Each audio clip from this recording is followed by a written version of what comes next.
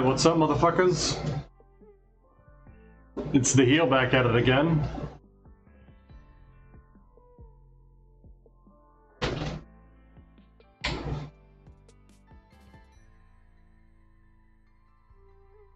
Give me uno momento. Gotta hit the lighting.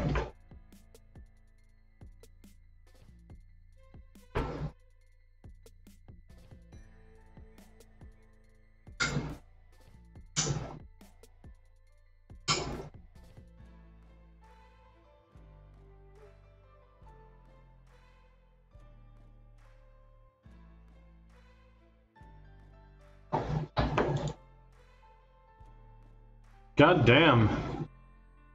2 bots already to have to ban. Shit.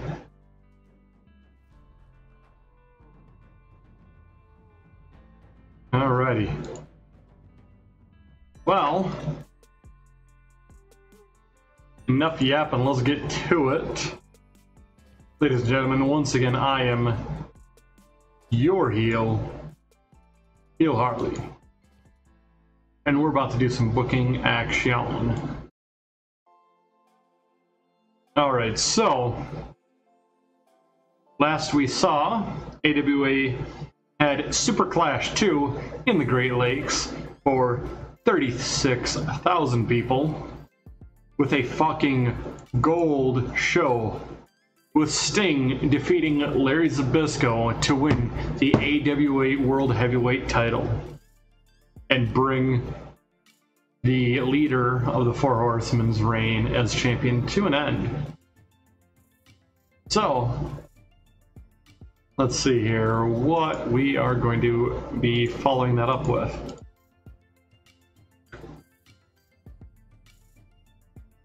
Actually, you know what? With our cam change? Oh shit.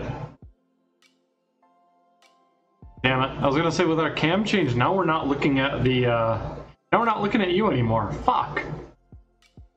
Because I just did some stuff to make sure that my camera orientation was far better than it used to be.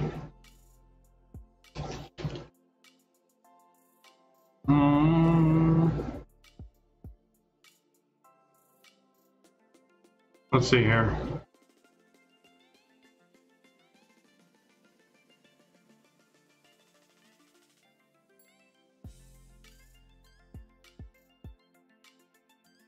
I think we want to let this deal with Shaw run out and then see if we can get a better deal, because if we extend, maybe we're not getting a better slice on everything.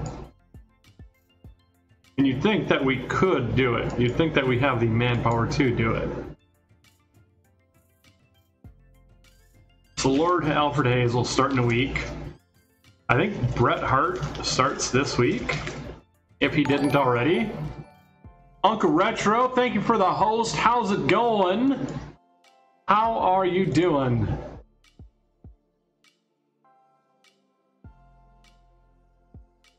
Oh yeah, he did start up officially. That's right.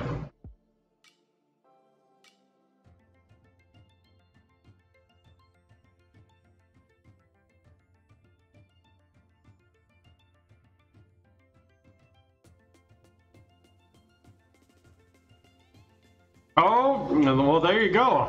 Getting overtime. All right, all right. Not bad. Sorry you gotta work on your day off, but the extra scratch makes up for it, eh?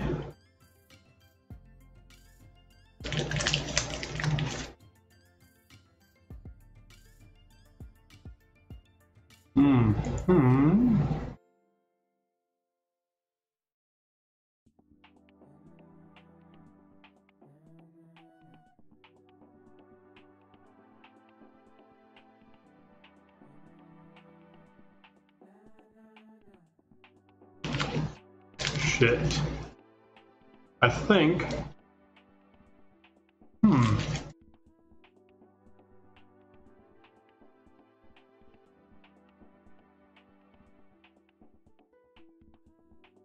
Do we have Hennig in a angle? We don't. There we go.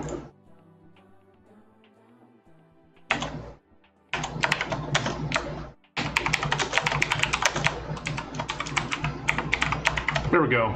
We're changing the storyline from Sting vs. the Four Horsemen to keep the angle heat. We're cheating. There's certain ways that I consider, no, we can't do that and cheat, but in this case, that angle is so hot, I have to keep it rolling. You know what I mean?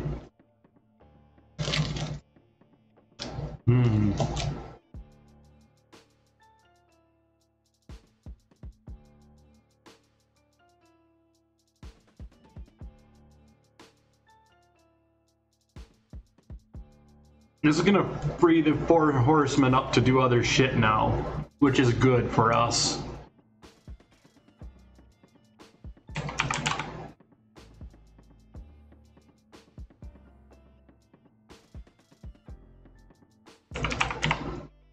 Paul Orndorff, we gotta add him in there.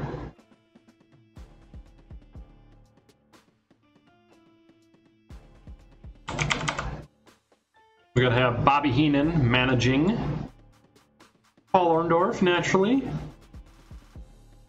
Ed Worker, Precious as the manager of Kurt Hennig, naturally. Ah, shit. I don't want to put Muta in there right away. I want to, you know, kind of wait on Muta for a while. So what other heels do I want to put in that are currently not doing anything else? I have Junkyard Dog as a babyface now.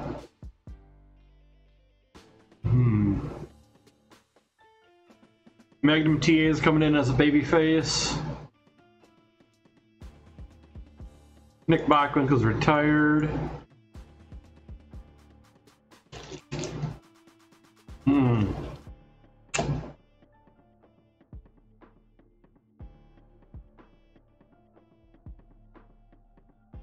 Fuck.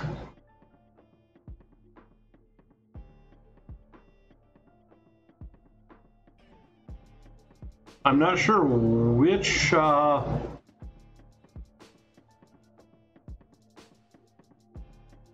you know what? We're gonna add Nikolai Volkov. We're gonna add the Iron Sheik. And because of that, we're gonna also add Paulie Dangerously.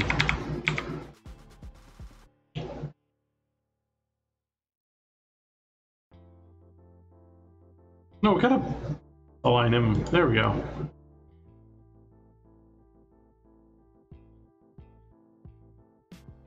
So now we have a few matchups we can do here.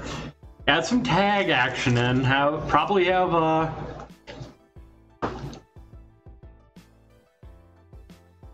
Dusty, Luger, and Meng as interchangeable tag team partners for Sting.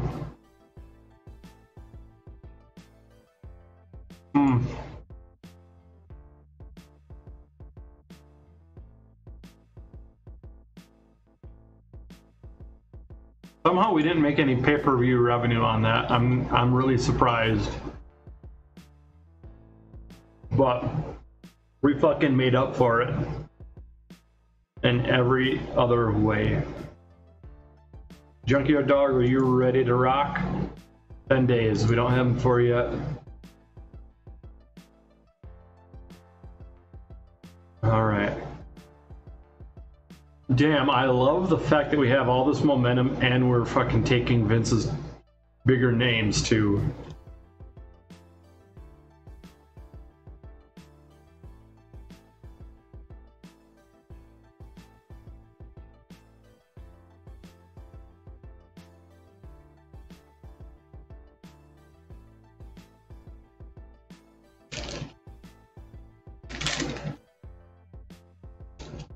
Let's see.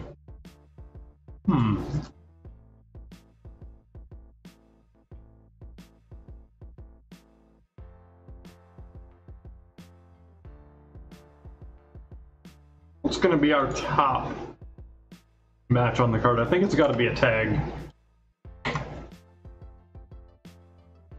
There we go.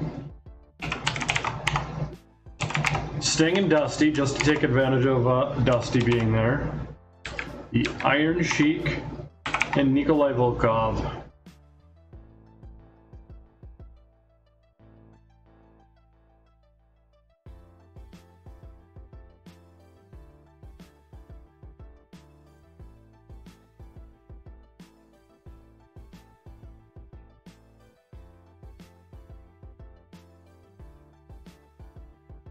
Gotta have the Stinger getting the win here. I'm gonna keep both Nikolai Volkov and the Iron Sheik strong.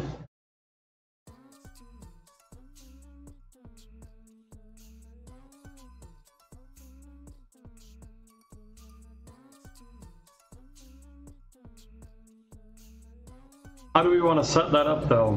I think we want to have a backstage beatdown.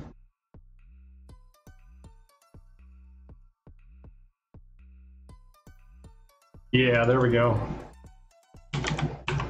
The Iron Sheik, Nikolai Volkov, and who else is joining Lex Luger? Who else is joining on the beatdown in Lex Luger? Maybe Ivan Koloff? Yeah. That, to start the show, will infuriate Sting.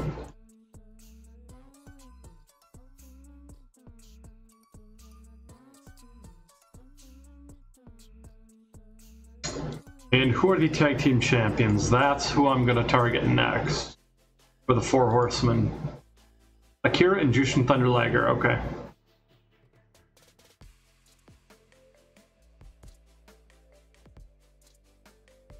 Damn, the fact that it jumped up a full prestige point off of that angle, off of Sting's win, off the match, fucking fantastic.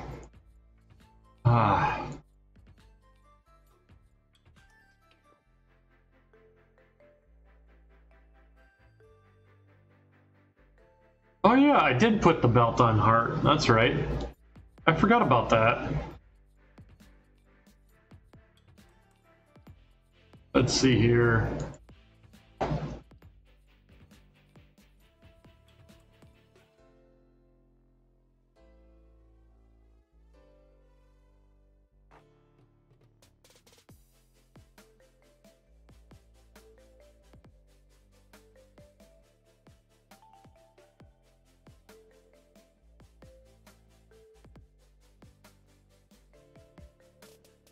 Ooh. Who am I gonna have face off against Bret Hart?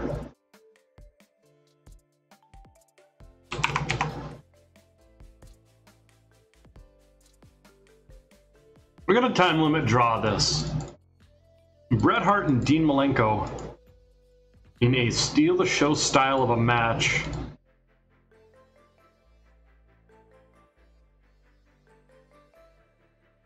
These guys can do it easily. Fantastic wrestling on display between the two of them. This is going to be, I believe, his first defense of the light heavyweight title.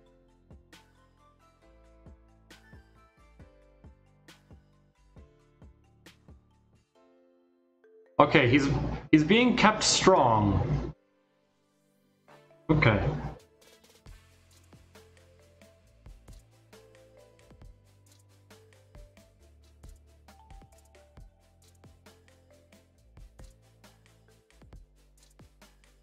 There we go.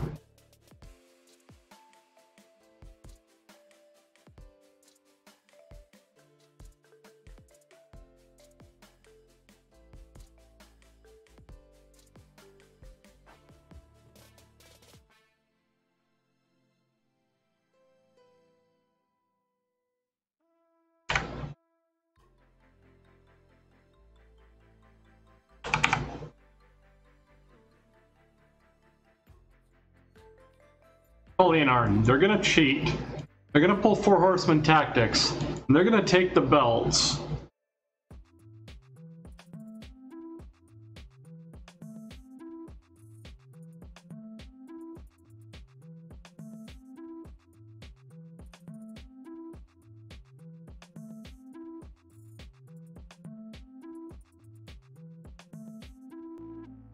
We're gonna protect and keep strong for Akira and Jushin Thunder.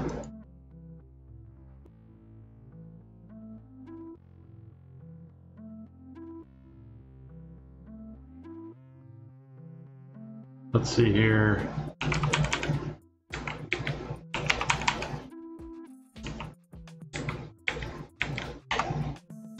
Larry Zbyszko. And on Jushin Thunder, we're gonna have Terry Gordy. That's what we want to do. That's what we want to fucking do. That's what time it is.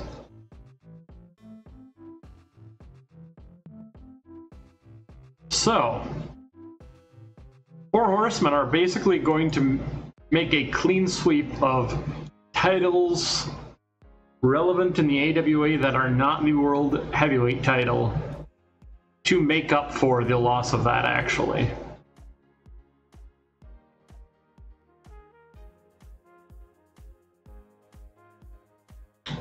Let's see here.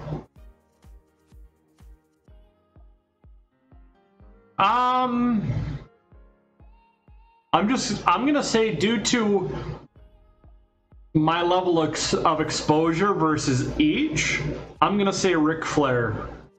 I've had a chance to see a lot more Ric Flair than I have of Buddy Rogers and Buddy Landau. And also, Flair had such a memorable career feud with Sting, and naturally with Dusty Rhodes. With Ricky the Dragon, fantastic matches there. And with Terry Funk. So, whereas I would say each of them have their merits, my personal favorite is going to be Ric Flair. How about you? What about you, Uncle Retro? What would you say?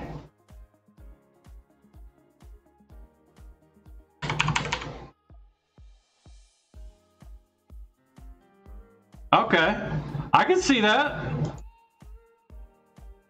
I mean, no shit. Of course I can see it. I also use the same answer. But yeah, absolutely.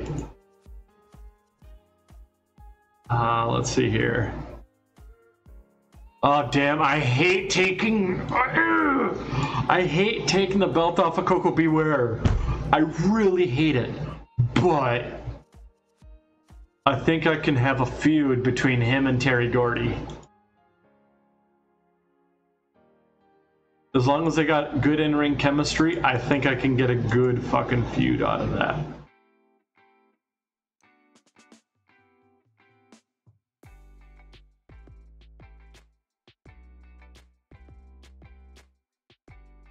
Let's see here. I hate interrupting fucking Coco's reign though! But I really want to establish the Four Horsemen. I mean, they're established in the AWA, but they are not the Four Horsemen that you and I also recall. Four Horsemen that always had the fucking gold.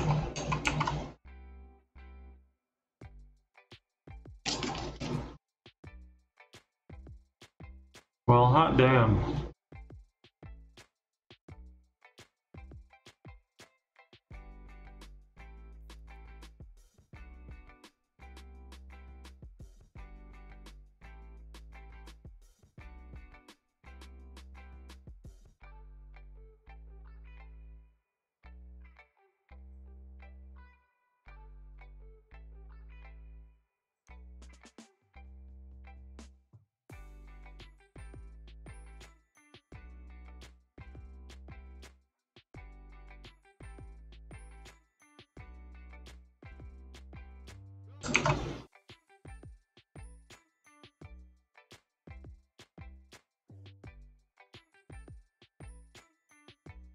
Question for you.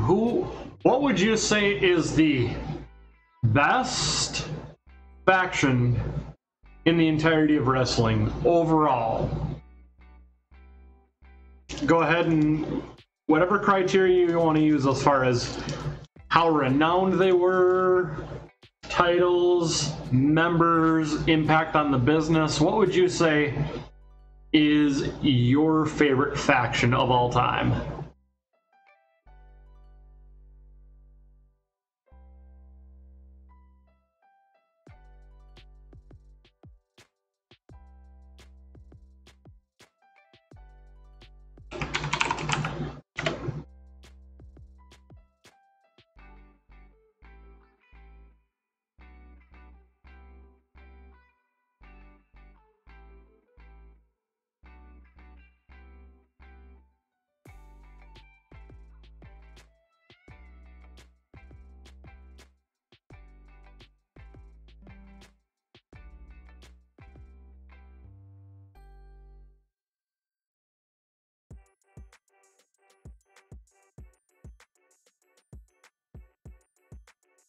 Okay.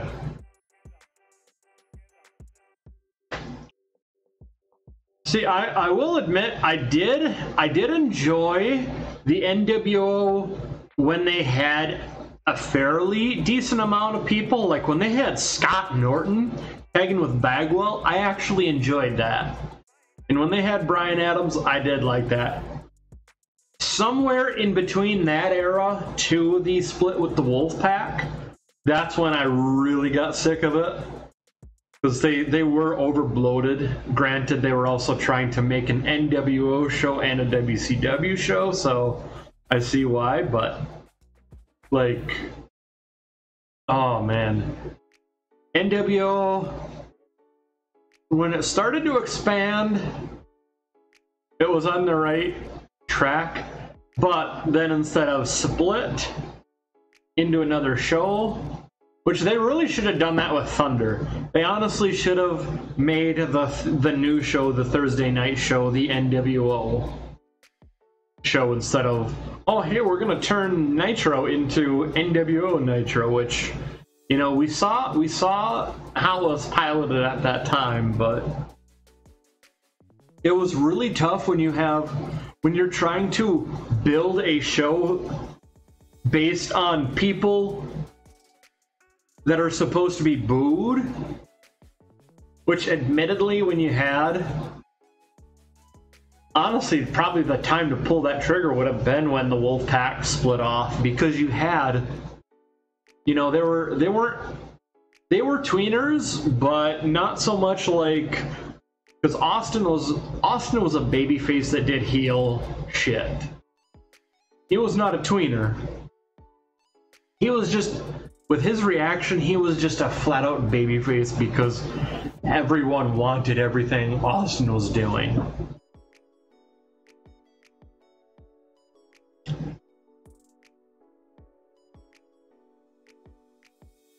Let's see here. I think I would say I honestly feel like most influential, I would actually agree, for Horsemen. My favorite though? Fuck. I think I'd say my favorite is the Wolfpack, actually. My favorite had to be the Wolfpack because I loved those promos. I loved Conan fucking opening.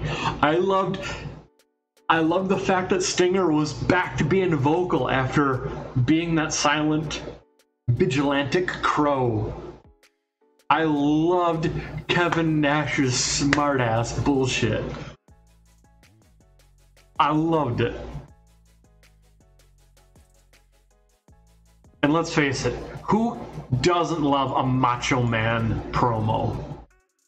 Anyone who says they don't love a Macho Man promo is either lying or Hulk Hogan.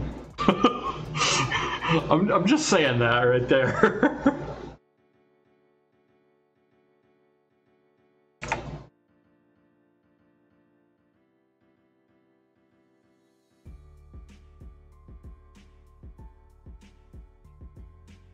Okay, four-man group. We gotta have Larry Zbyszko, Arn Anderson, Tully Blanchard, and Terry Gordy being interviewed at the end of the show.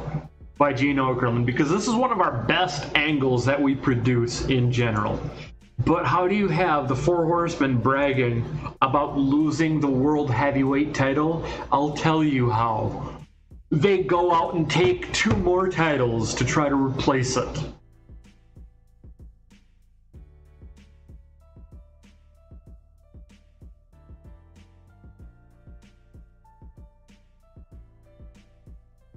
Terry Gordy is going to lip off to Coco Beware and get himself into a match.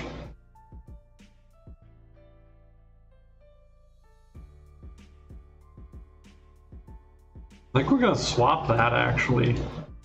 Yeah, there we go.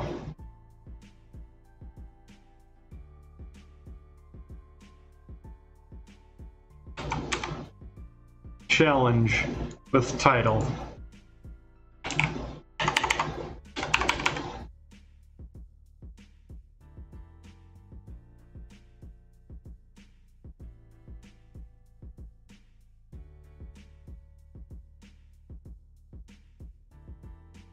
Storylines. Boom.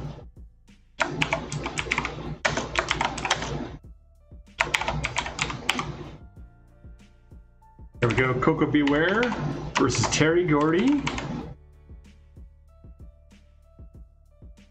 Oh shit, that's right. Wait.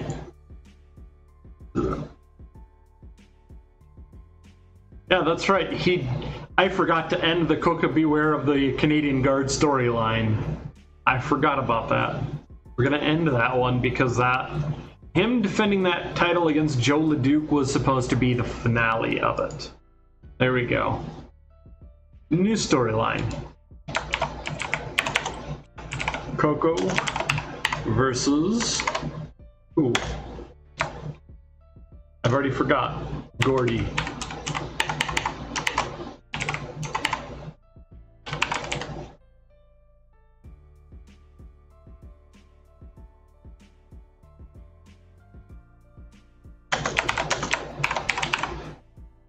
Go ahead and just put the full ass names, why not? There we go.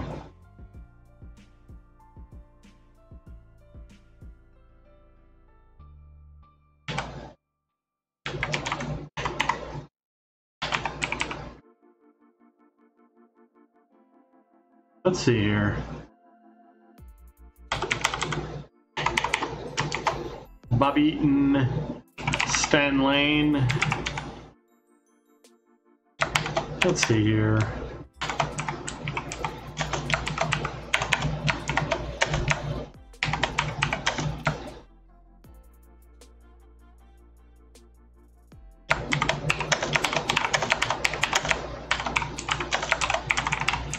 There we go. Hellion Arn versus the tag team division. We started off by putting Bobby Eaton and Stan Lane in there. But we have a few more teams to add in.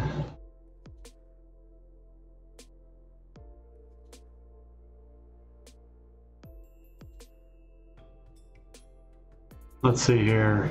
I don't want to add the Steiners in yet because I want to get Scotty some more, in-ring experience.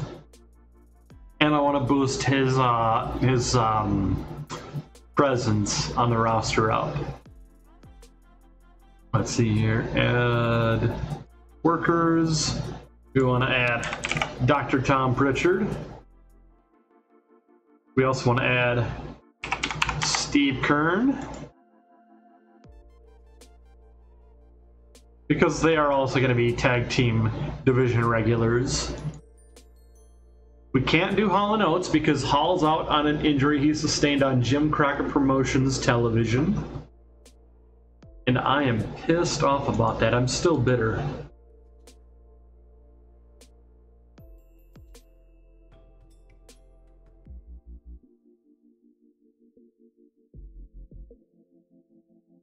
The Fabs, of course, are done for right now. Let's see here.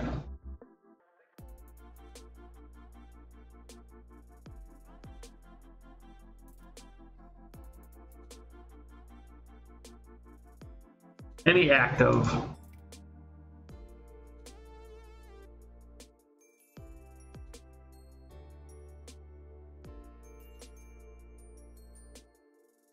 The superstars are not going to be in the tag team division because that's two singles wrestlers as a tag team, one kind of grooming the other.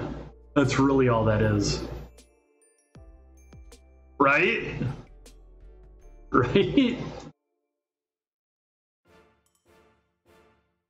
It was what? Him and Chris Candido, wasn't it?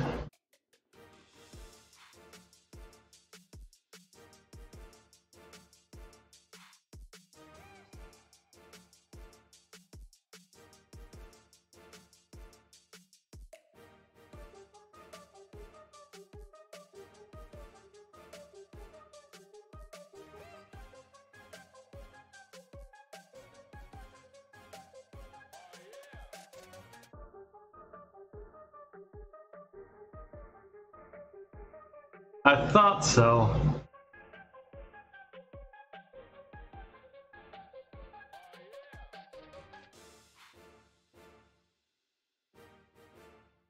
Ah, shit.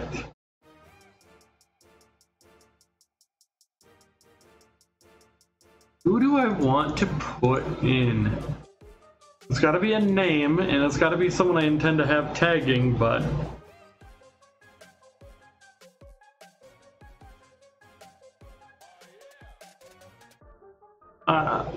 I don't know if I want to put Nogami and Liger back in the hunt for it after they lose it. No, let's put the Rouge... No. I need to have another face team. I absolutely need another face team in this storyline. But Greg Gagne is injured. Ming and Barb I can't put in because then they'll just win the titles and never lose them. I'm a huge Ming and Barb fan, not gonna lie. Steiner Brothers, I want to get Scotty a little bit more experience.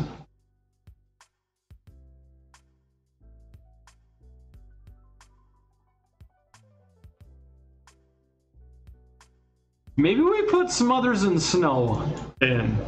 Maybe we put Smothers and Snow in and that's how we make them. Maybe that's how we get them in, because they've been active in our tag scene. Why did I type in Terry when I meant Tracy? There we go.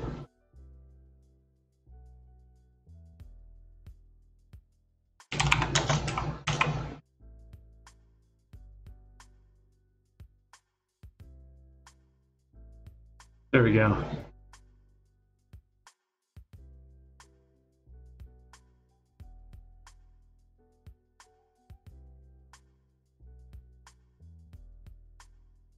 Masasato, if I recall correctly, he...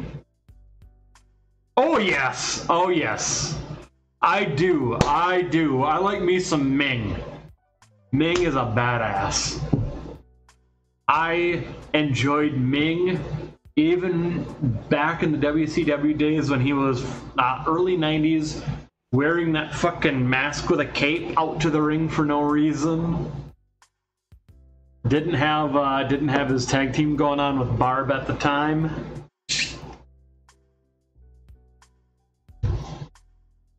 In all honesty, with Ming and Barb being as legitimate as they are, I'm surprised they were never booked to be that much of a threat, because they should have been.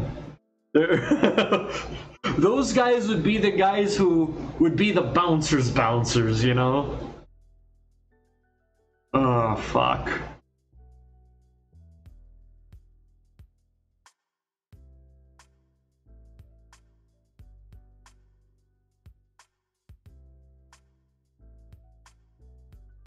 Let's see here.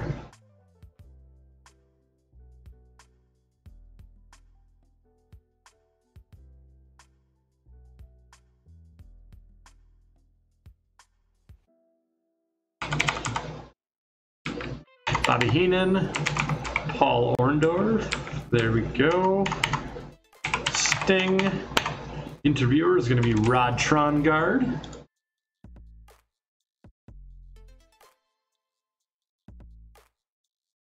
Heenan is just over here declaring that Mr. Wonderful is going to have a shot at Sting when he's finished healing.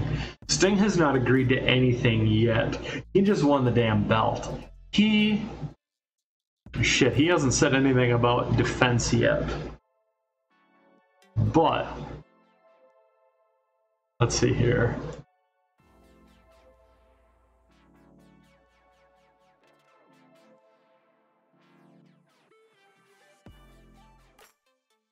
I think we're going to go ahead and move this back here. Coco will still challenge Gordy, putting his belt on the line to get the match.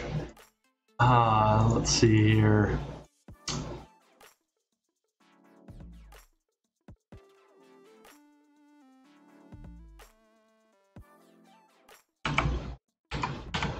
Let's see, matchmaking.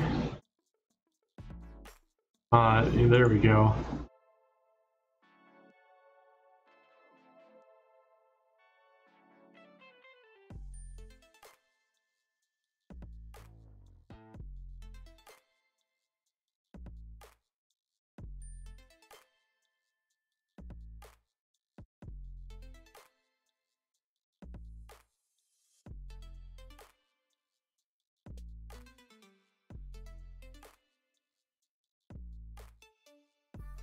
Matchmaking again, or match request rather.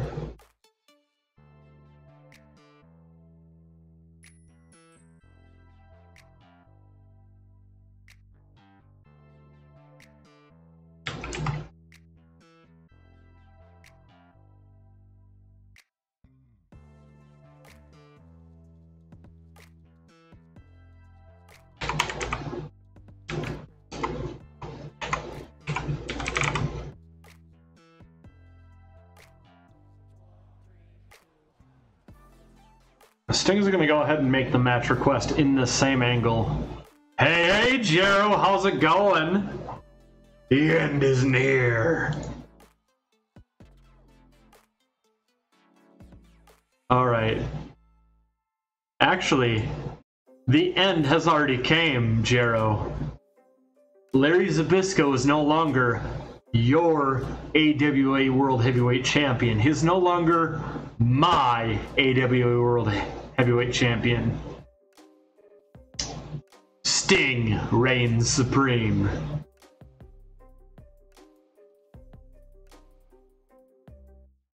Actually, I'm pretty sure, breaking kayfabe for a second, I'm pretty sure the end is near for the WWE. I'm not gonna lie, I'm liking what I'm seeing from AEW lately. I'm still confused as to, one would have thought with the labors of Jericho that would have, the final test being, wait, what the fuck about what? About Sting being the World Heavyweight Champion instead of Ted Oates? Hey, I've always said I wanted to like AEW. I still can't stand Kenny Omega or the Young Cucks. I still hate Orange Juice Cassidy. But they've been having pieces here and there that have always been good. And they're starting to really get it. They should have came a lot longer than this. There's still some growing pains, but they're doing all right.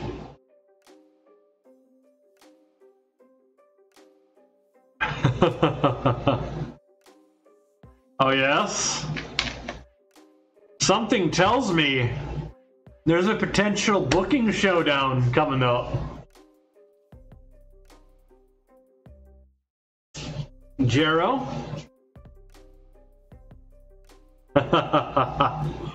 Oh, okay. Have you been retraining in the styles of booking as well? Because I got a few new tricks up my sleeve. It's called doing yet another Four Horsemen's angle at the end of my show. That's my newest trick. Oh, I'm also rating Vince back. I've been rating Vince back for the last, I don't know, the last few episodes of this. So, show me what you've learned.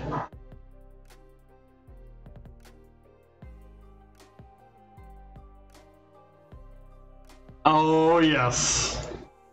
Oh, yes.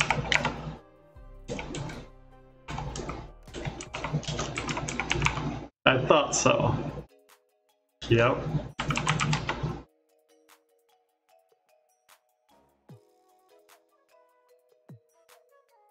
I figured so. I knew you were going with that. I had to. I had to. However, if I can evade your Oriental Spike, sweep around, grab you in the headlock, I will give you the Scorpion Death Drop.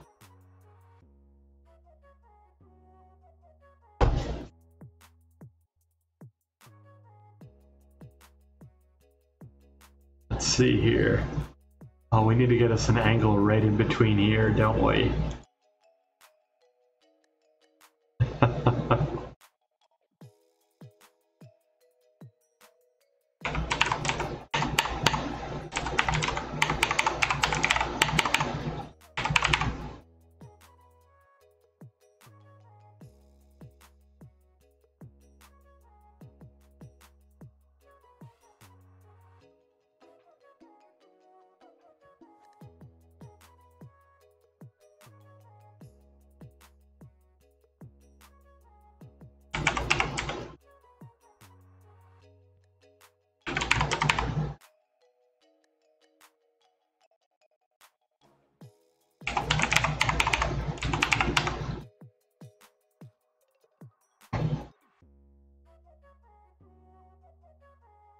Oh man. I'm telling ya. Also, I need to bother getting a one of those what's that?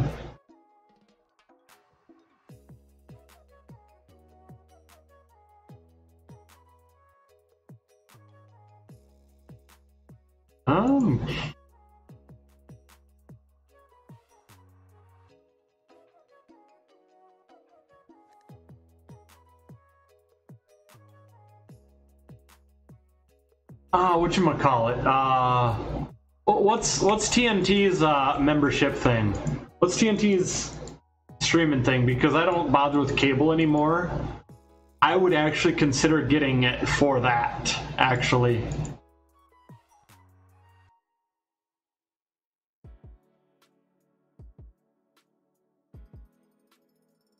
Let me check something here.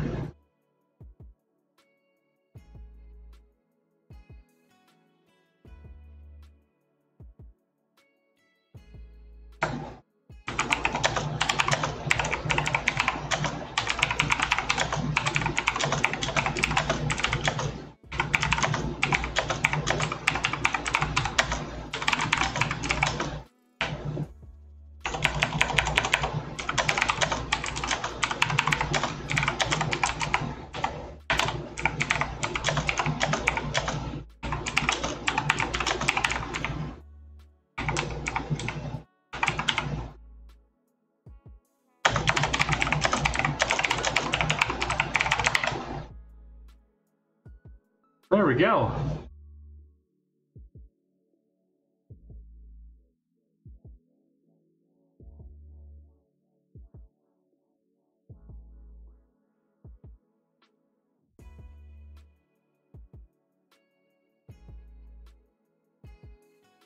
Oh, I still have Bockwinkel. He is part of one of our show's broadcast team, and he's also the manager for the tag team of the Gold Standard, Dr. Tom Pritchard and Steve Kern.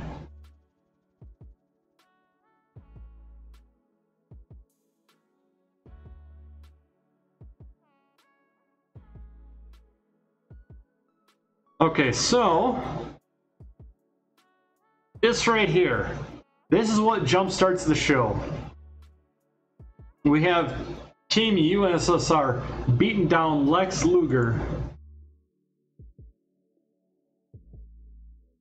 This is gonna get. They do not currently. I honestly, the only reason that I didn't put Nick Bockwinkel on managing them was because I felt like that might be a little too much.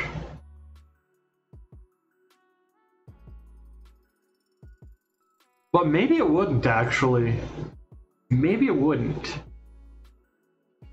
And we have a fantastic fucking start of the show when Bret Hart, defending his title for the first time, goes to a time limit draw of 20 minutes with Dean Malenko.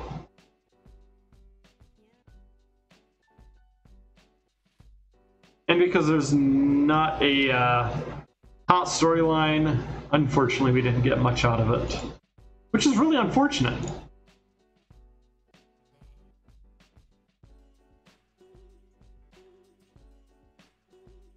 Sting goes to Schwarzenegger. He wants a match against Nikolai Volkov and the Iron Sheik. Schwarzenegger says, simple as this. You got your match, but you better have right, exactly. He would have been fucking phenomenal in the AWA. Oh damn. Imagine an AWA with Bret Hart, Dean Malenko, the Steiner brothers. Oh, I'm telling you, I can't wait till I get Harlem Heat. I'm not gonna lie. Terry Gordy looking to accept a challenge for Coca Beware's title. Second match of the evening, we have Tully and Arn hitting a spike pile driver on Akira. Meanwhile, we have the distraction from Larry Zbyszko. Decent matchup. And a unfortunate angle right here as Precious tries to talk up her client Kurt Hennig against the Stinger. And a fantastic penultimate matchup of the evening as Terry Gordy and Coco Beware go at it for the AWA International Television title. The same title that Coco Beware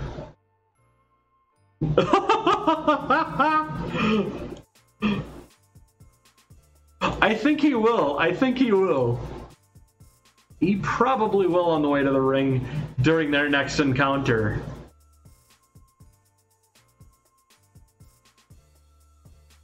Oh man. Fucking phenomenal matchup though between these two. Even as a calm the crowd style of a match.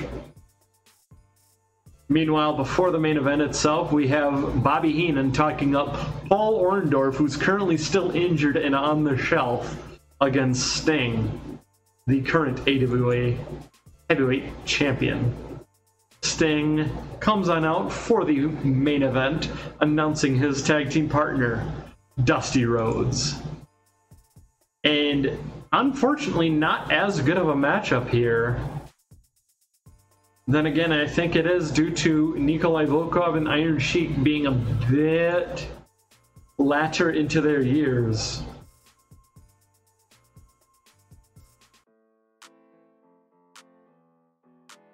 Oh my god, yes. See, I think there's probably a few here that don't match up, but I think I, for the most part, selected a fantastic AWA roster. Like, La Parka would not have really meshed well with the AWA, but I just really wanted La Parka, so I said fuck it and grabbed La Parka. Oh, shit. A fantastic show to start off on. Now, I do want to give you a heads up, everybody. I have been toiling, and with the fact that where is it? With the fact that Twitch has been pulling the kind of bullshit it has, where is... I thought I had a custom command for this, but apparently I don't.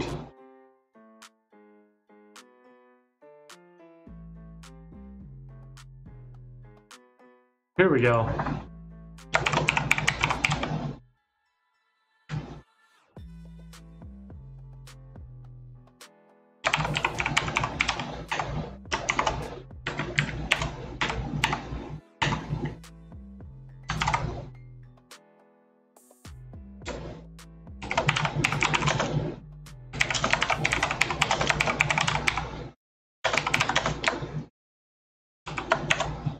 Let me see here.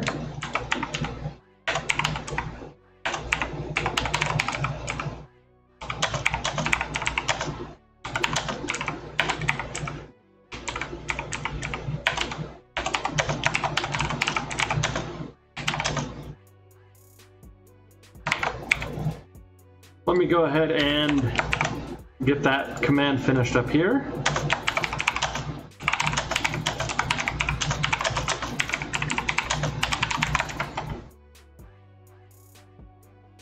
Okay, there we go.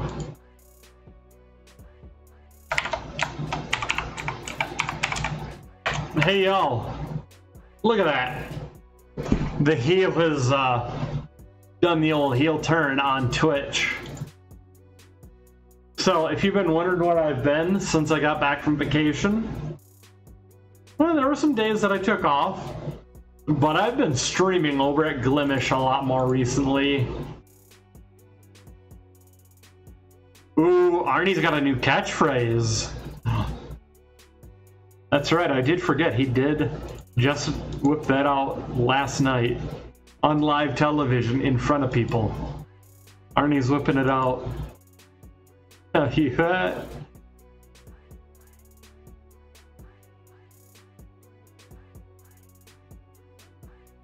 I still can't believe our pay-per-view, our year, like our big show of the year, didn't get any pay-per-view buys. It's frustrating.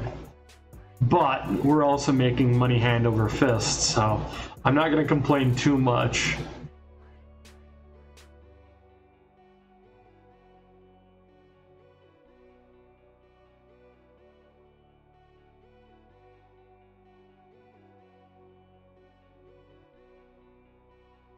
Do we want to upgrade in the States? Because I don't know yet.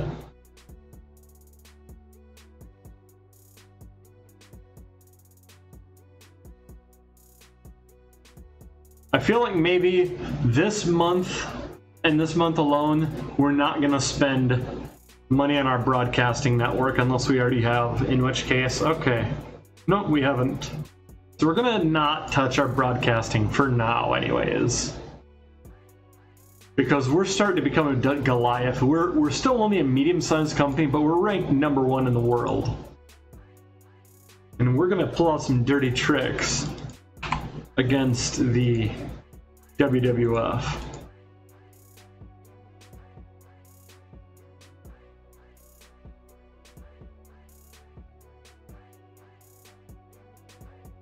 There we go. We got AWA live tonight.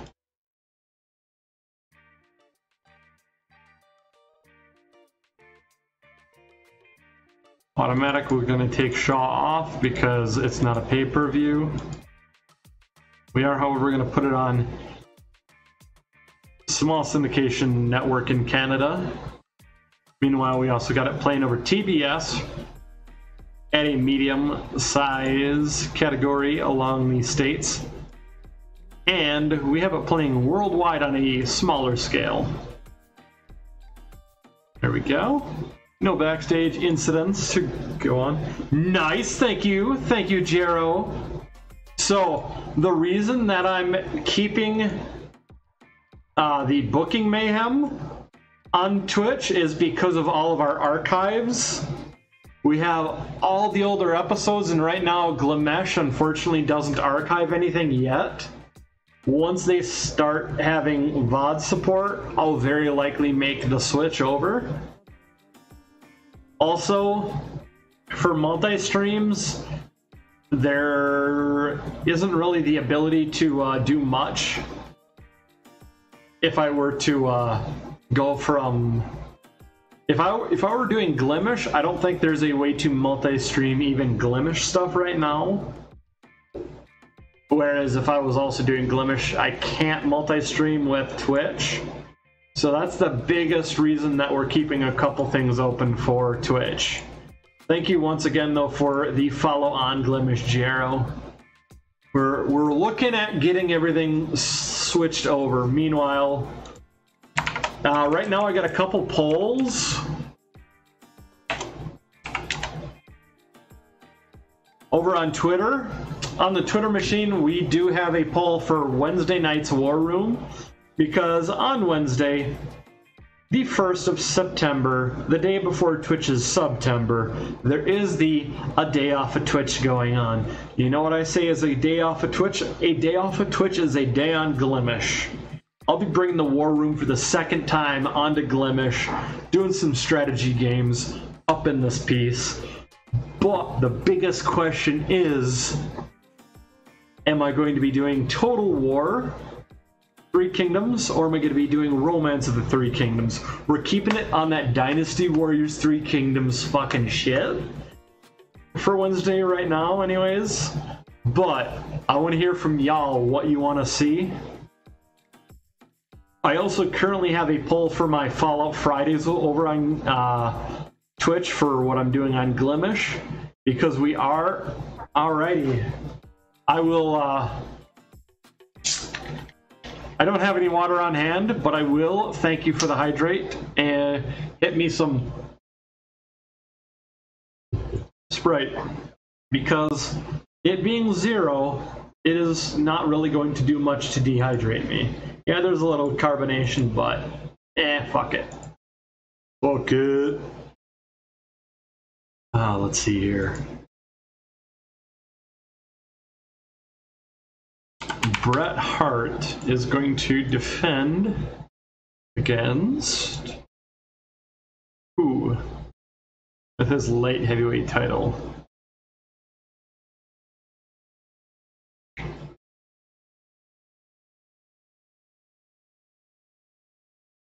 We're going to have Bret Hart win this one, but we're going to have Baron von Raschke dominate and keep this one strong.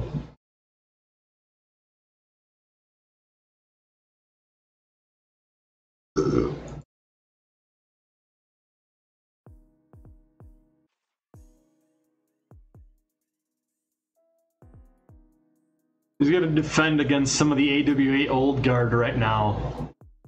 Let's see here. Oh yes, what I was saying about Fallout Friday, we have a poll that I posted a few days ago on if we're going to go towards Caesar's Legion, the NCR, Mr. House, or if we're going to rule the Mojave independently. I'm looking to get everyone's feedback on that. So that poll is still running for a few days yet. That poll ends on Thursday. Meanwhile, our War Room Wednesday poll will end in about an hour, or not an hour, a day from now. We had a day and a few odd hours there. Let's see here. What's going to follow up? Baron von Raschke and Bret Hart. I think...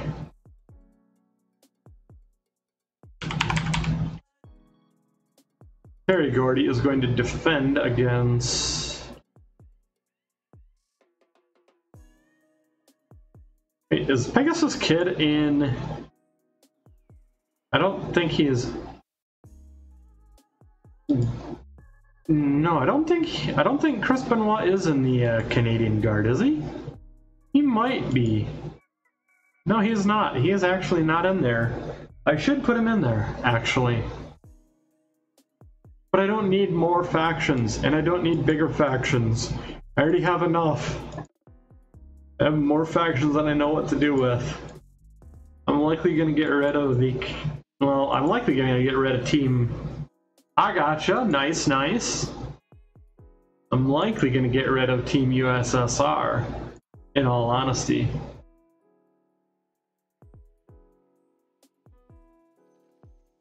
But not after I get a little bit out of them first.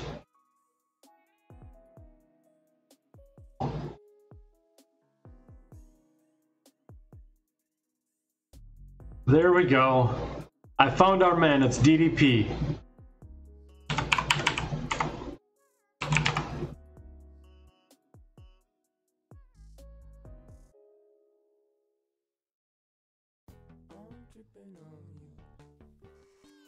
It's gonna be a wild brawl. The Terry Gordy coming out on top. We're gonna have Diamond Dallas staying strong in it. Can DDP call it in the ring? I'm not sure yet. Watching at ringside is gonna be Coco Beware. He is not happy that the title that was stolen from him is being defended.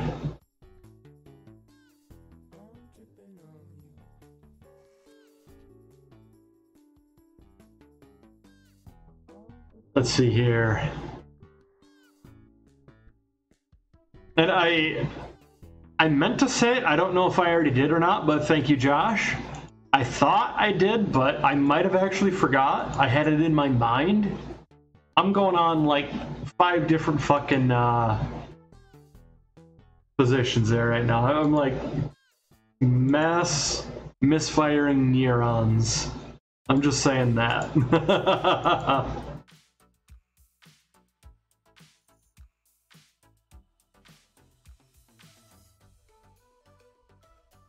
Let's see here.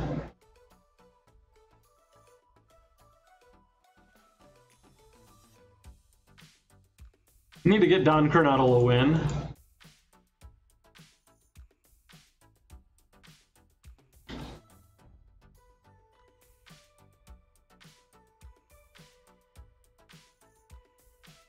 We'll get him a win against Masa Saito, why not?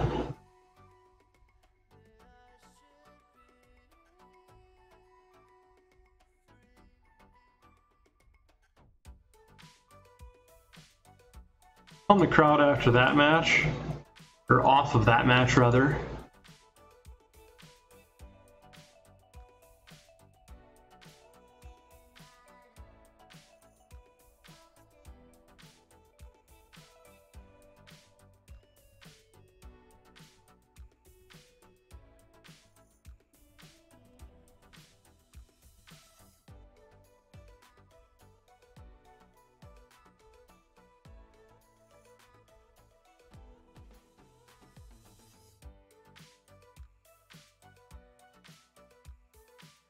No, I don't.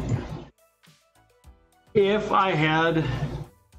I want to get Dean Malenko built up and have him and Hart in a 60-minute Iron Man match for a title. It doesn't matter what title, but a title.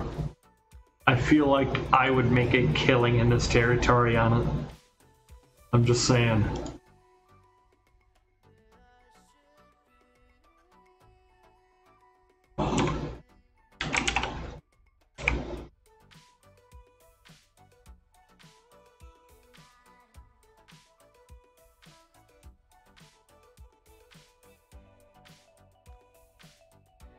When's the last time they faced each other?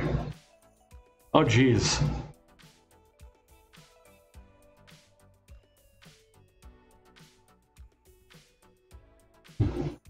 He is not, actually.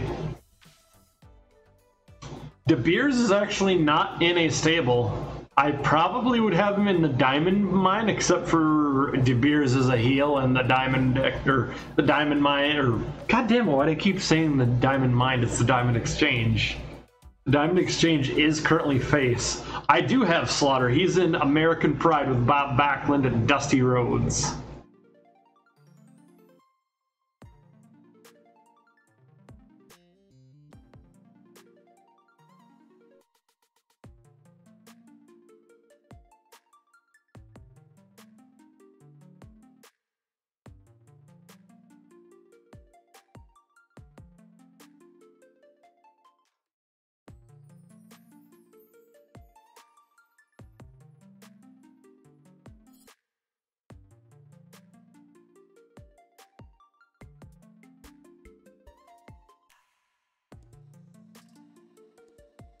Let's see here.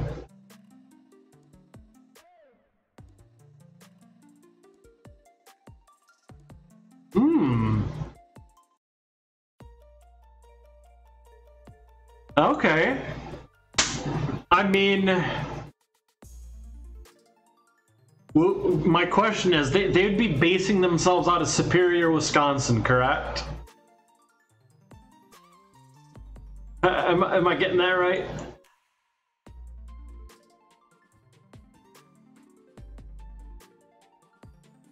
Regardless who joins the stable.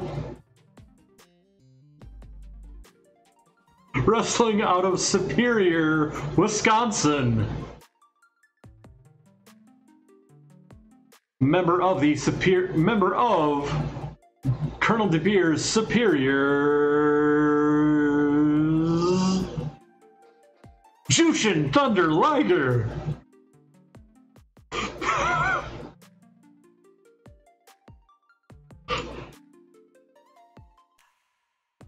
I mean, I might have an idea what I'm gonna do with Jushin Thunder Liger once once he leaves Team Japan now. Oh yes, oh yes.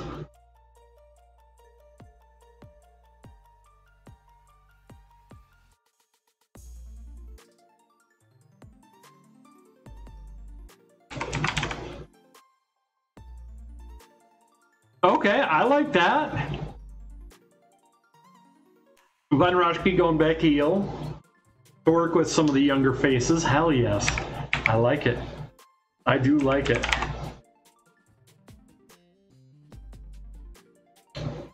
No.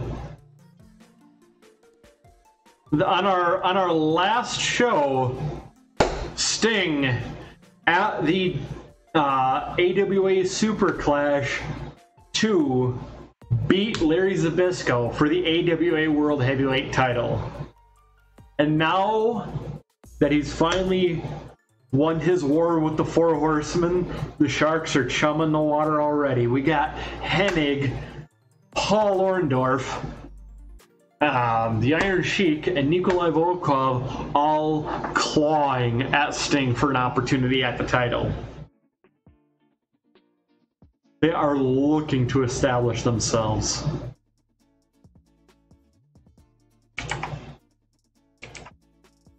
I can see that. Actually, you know what? Holy shit, that works out well because that's actually sounding, Jero, a lot like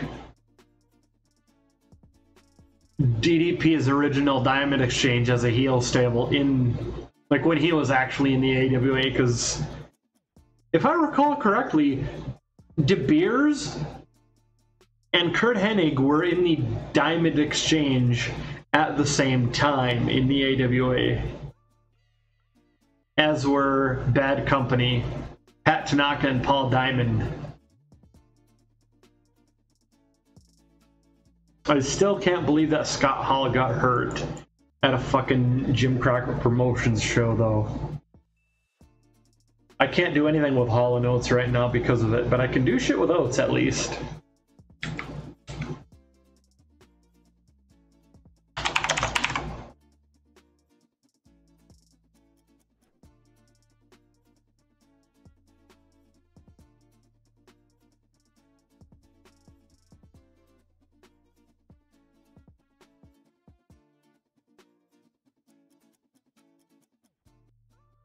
Yeah, I could potentially turn them heel.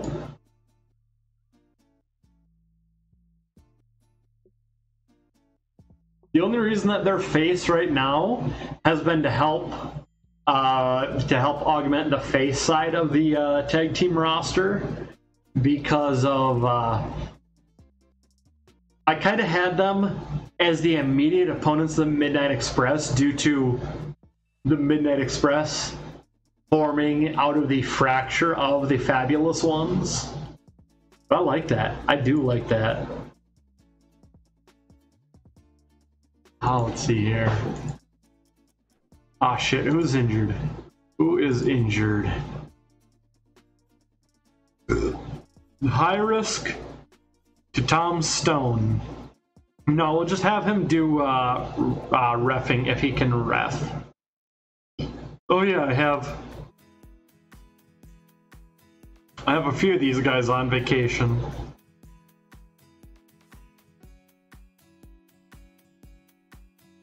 Medium risk for Scott Hall. I hate to go into surgery mode and then get fucked over by it. I'm just saying. Oof.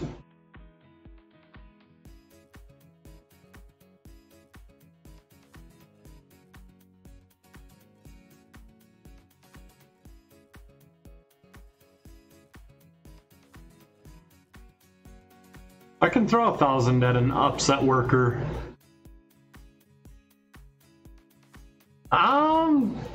I think a little bit of single stuff here and there.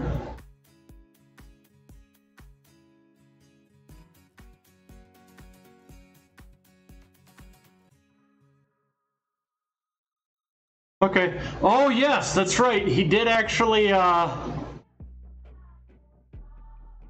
and Cactus Jack, he's been kind of a tertiary player as faces to help other people in certain situations, like him and Cactus Jack beat Billy Graham and Harley Race. He went to a time limit draw with Big Van Vader. I'm not sure why that matchup happened, but it did, and I liked it. He was also our guinea pig for Ole Anderson's debut. I feel like maybe I might want to have that team brought in.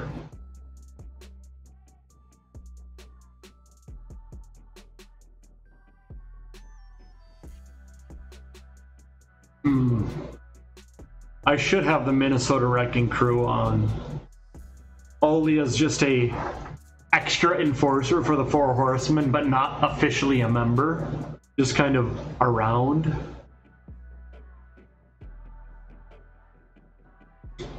God damn. And of course I could do the Heavenly Bodies. Wait, Rip Rogers and Ted Oates was actually a member of the Hollywood Blondes. I feel like I've made this exclamation mark or this exclamation point before, and been like, wait a second, is this for real?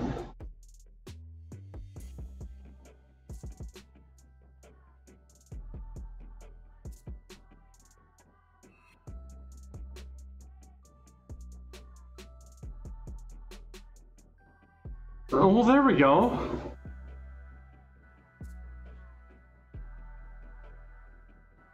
I should add America's team. You know what? I feel like just to put a little extra flavor on TA Magnum to make sure he goes over well with the crowd. When he joins, I will bring him in as a temporary partner for Ted Oates in the tag team scene. You know, we gotta get that kid Magnum TA over. We'll put him with a seasoned veteran like Ted Oates. World-class superstar, your world champ, your AWA world champion, my AWA champion, Ted Oates. I really want to put another belt on him at some point, though, in all honesty. He's actually done fairly well, all things considered. He's been a two-time AWA champion. First time was a quick grab drop, but the second time was a nice lengthy defense with a nice more than handful of defenses. Meanwhile, it's vice versa for his light heavyweight title reign. Yep. I recall that. Wait, Uncle Retro, are we including the West Hollywood Blondes or no? Are we including the West Hollywood Blondes, or would that technically make it 5? I'm not gonna lie, I thought fucking Lodi and Lenny Lane got that West Hollywood Blonde shit over like fire. I'm not gonna lie.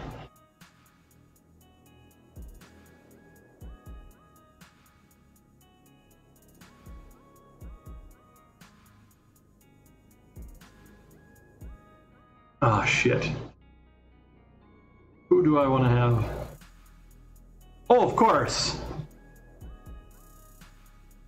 Yes, Uncle Retro definitely has not forgotten about Pillman and Austin.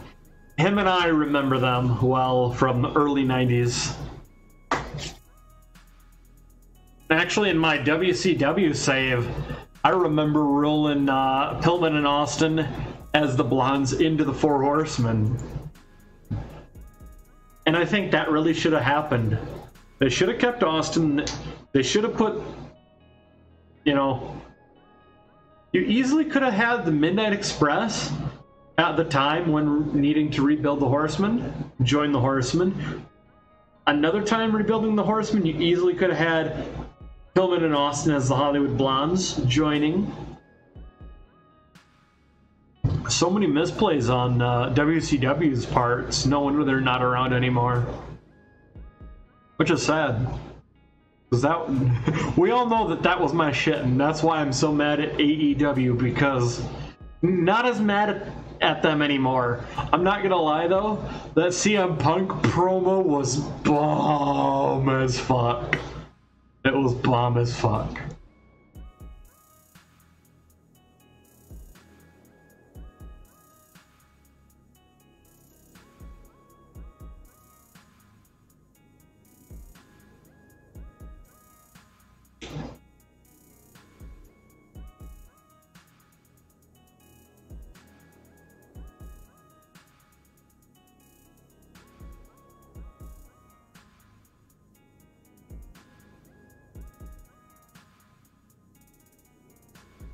You know what, let's give Masahiro Chono and Cactus Jack 10 minutes to just destroy it. In all honesty, right now, Ming and Barbarian have just kind of been chilling. They've been doing some tag team shit here and there, but with Ming considered a major star in the company, I'm reluctant to put a belt on him because I have a hard time justifying Ming losing a belt. Because Ming is so over. Right now Ming in my AWA is about the equivalent of heel Piper in WWF. Doesn't need a title, just so damn good. You know, you just can't stop watching him. Meanwhile, Ming here, it's because he's a fucking powerhouse and he's just destroying. Whereas Piper, he had those fucking promos. But I've been doing a lot of that with Ming, and I've been tagging him with Sting because I've found out that Ming and Sting make a fantastic tag team.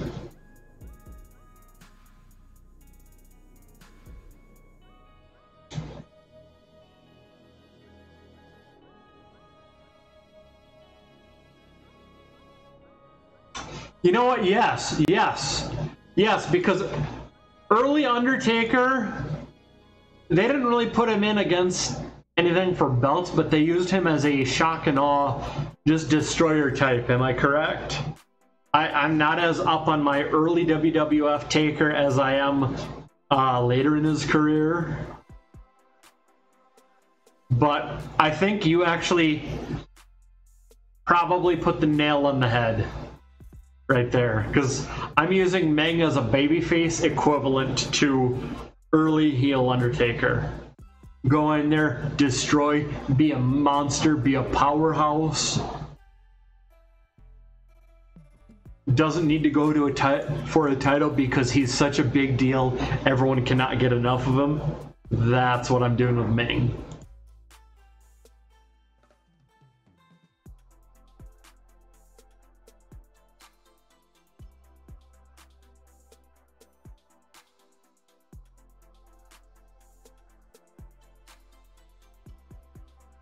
Yes, that's perfect. That's exactly it. That's exactly it. You hit the nail on the head on that one. Jero, I think you know my booking. you know my mentality. You, Uncle Retro, and Rise, I think you, Uncle Retro, and WrestleMania, I think all know my booking philosophies to a huge extent. Josh, I know my booking philosophies have certainly changed since the days of high school, writing up those dream matches and shit. Yeah. There was a time where I used to think every match should always be Hoovy and Rey Mysterio, regardless who's in it. But then again, you know, how do you get a well-rounded program if everything is the same, you know, 100 miles an hour shit? You need your, you know, different stuff. Of course, I always like hold for hold wrestling. You always like to see the matches where fucking Guerrero and Malenko would just go hold for hold into hold after hold after hold. Fuck. Guerrero, so fucking talented. He could wrestle any fucking style he wanted to. Pending the match, he'll be like, okay, you know what? I'll go ahead and do this. Oh, you know what? This match, I'll go ahead and do this.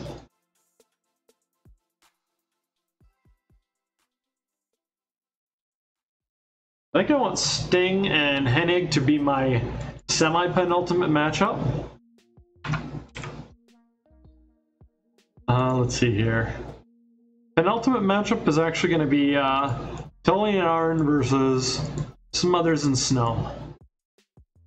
Just to get Smothers and Snow a little bit of action with the big time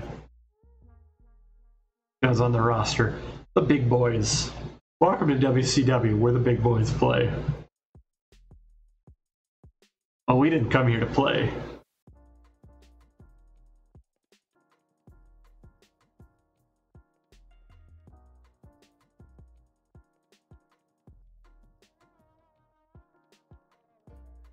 Oh yeah, oh absolutely.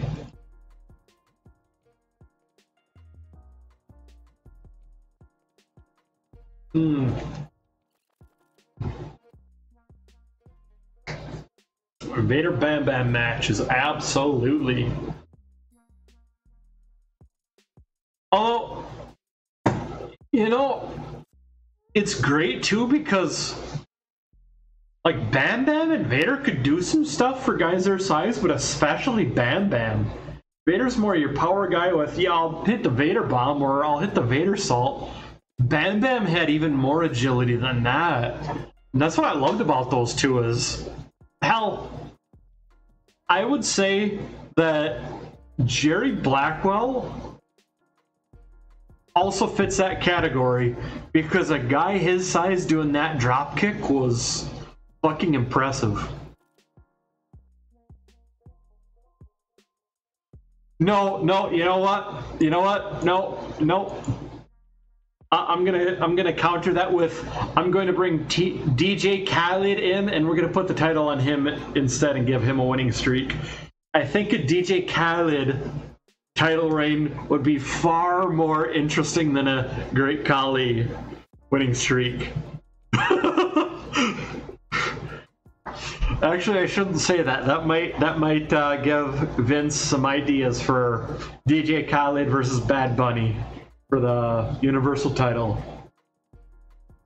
I mean, technically though, Bad Bunny was their top merch money guy. So technically, doesn't that mean, following their old conventions, technically you're supposed to put the title now on Bad Bunny?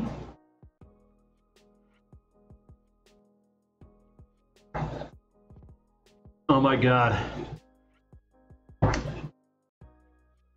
That's probably number 15 on the list of ideas not to give Vince.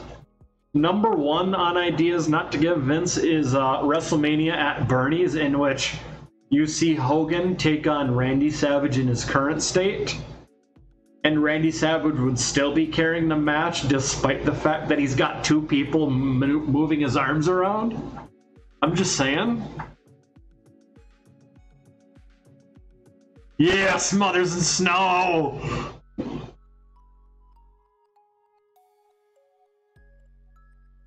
Although, you know what? We're gonna rip the mask off, I think, afterwards.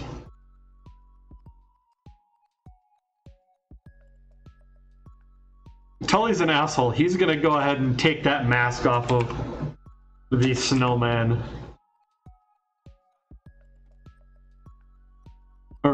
Oh, whoops! I did that backwards.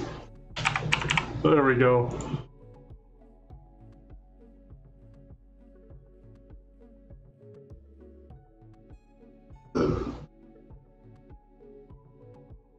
He will wrestle as Al Snow from now on. Which is gonna be alright in my book. Because they'll still be able to do the Smothers and Snow name. They'll still be able to do the Smothered in Snow finisher.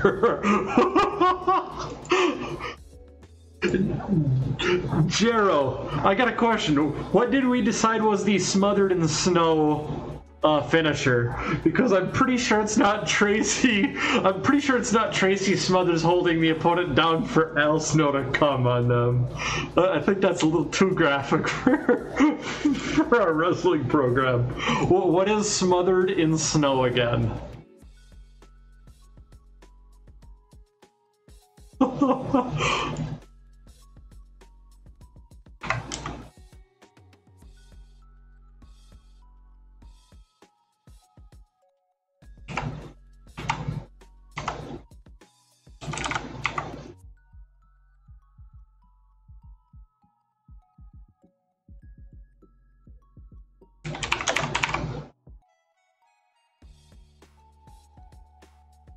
Let's see here. Actually, you know what we're gonna do? We're gonna have Sergeant Slaughter and Bob Backlund versus Billy Graham and his newest tag team partner, Lex Luger. That's what we're gonna do.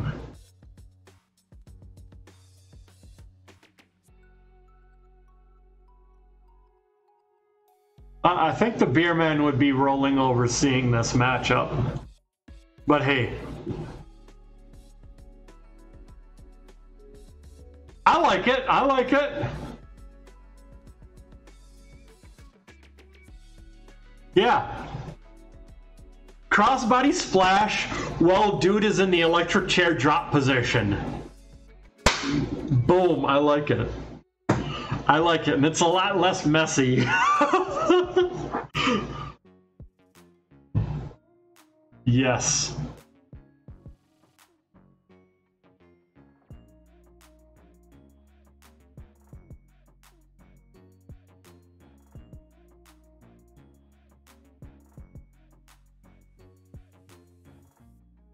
He does not, because right now he's currently the snowman. He is currently a different gimmick. Right now he is not the Al Snow. The unmasking is, well, right now, Al and Tracy are both face, and they're facing a heel tag team, so right now, instead of being done for that, it is more so with Al Snow being good enough in the ring now and having enough experience. I want him wrestling as Al Snow, you know, at least as a wrestling name.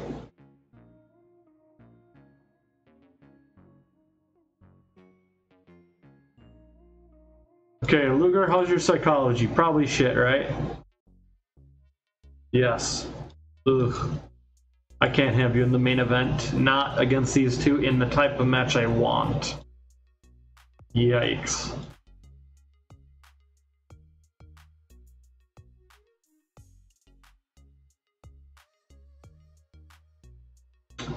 Let's have, for now, let's have Billy Graham and Ole Anderson. There we go.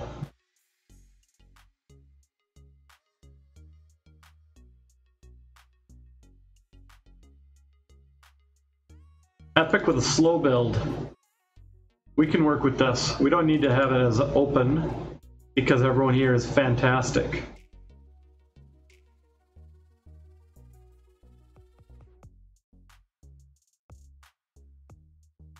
Well, it's not the superstars, technically, but let's see here. We will have Lex Luger at ringside.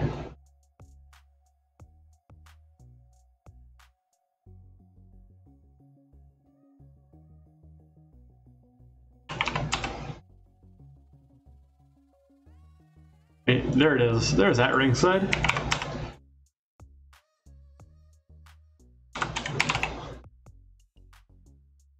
We'll also have Brad Rankins representing Team Japan at ringside as well.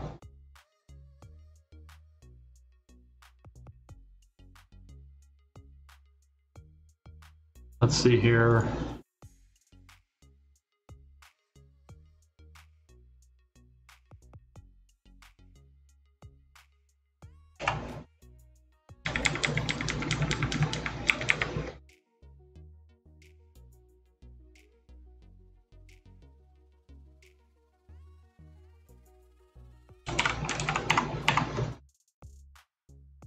Ken Patera is going to be. He is going to be a manager, but I haven't decided who I'm going to have him manage yet. I feel like he'd be too pretentious to be a manager for the Four Horsemen, but maybe. Actually, maybe. Although, do I want to odd couple it and have Lord Alfred Hayes as the manager for Ole Anderson? Who technically who can talk and doesn't need a manager, but holy shit, would they make a odd couple pairing?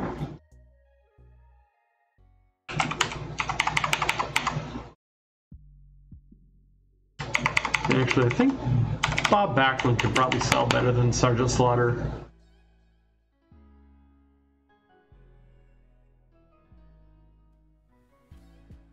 He does. Oh my god, William Regal. Or technically Steve Regal. But not the Steve Regal we started the save with. A different... I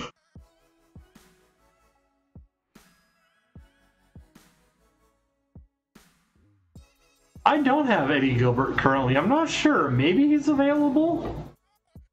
That is a potential get.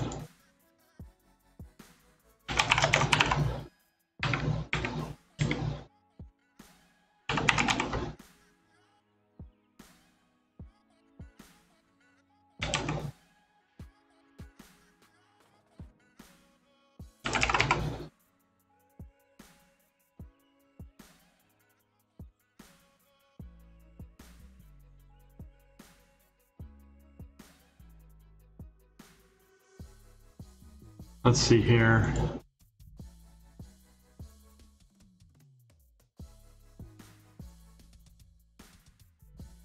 We gotta end on the Four Horsemen angle as usual. Because they're holding on to 3 pieces of gold yet. Yep, Nick Bockwinkel is the announce team for our live events, which are now telecasted as well. Let's see here.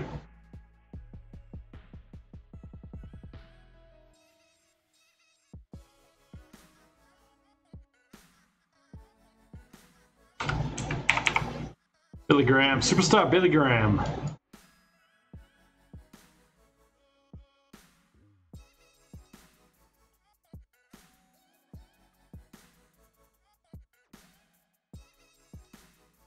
You know what? You're not wrong. There we go. Josh and Jero with the tag team to get a tag team. I like it. I like it. Bringing up Eddie Gilbert produces the idea of Eddie and Doug to bring to the tag ranks. I fucking love it. Thank you. Yes, I love this.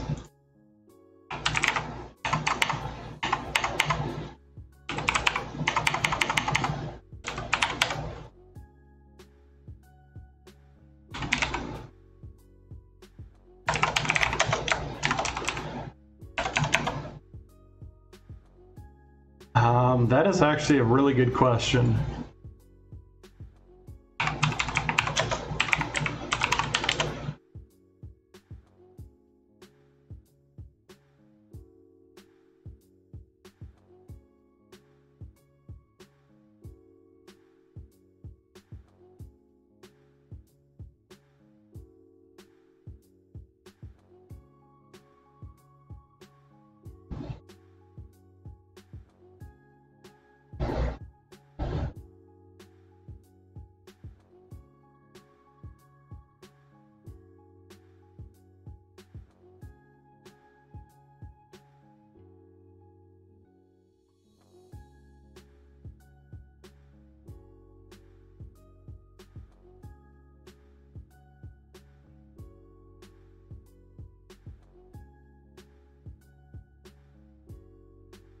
Okay, so Doug Gilbert may have already broke into the business.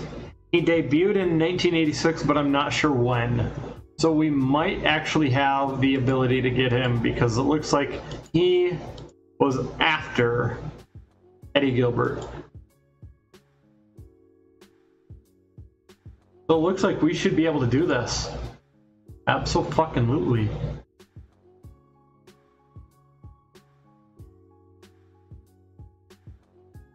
Let's see here. It just requires us advancing in days. But yes, we can.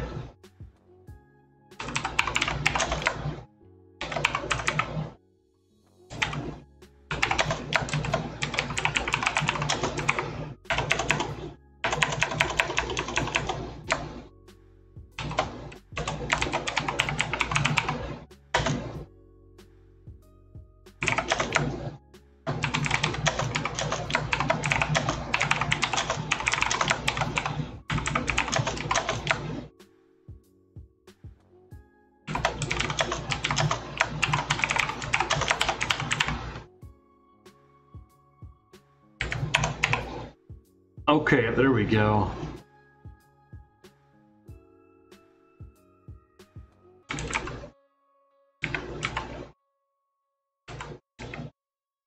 Microphone skill.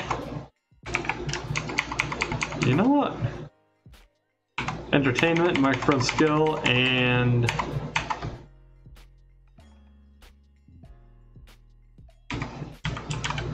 overness.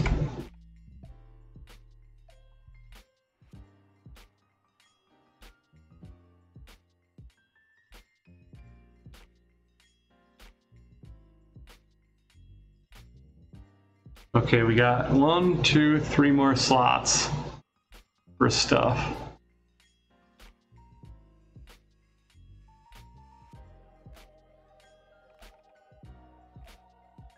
I think we're gonna have the Midnight and the Gold Standard brawling backstage again.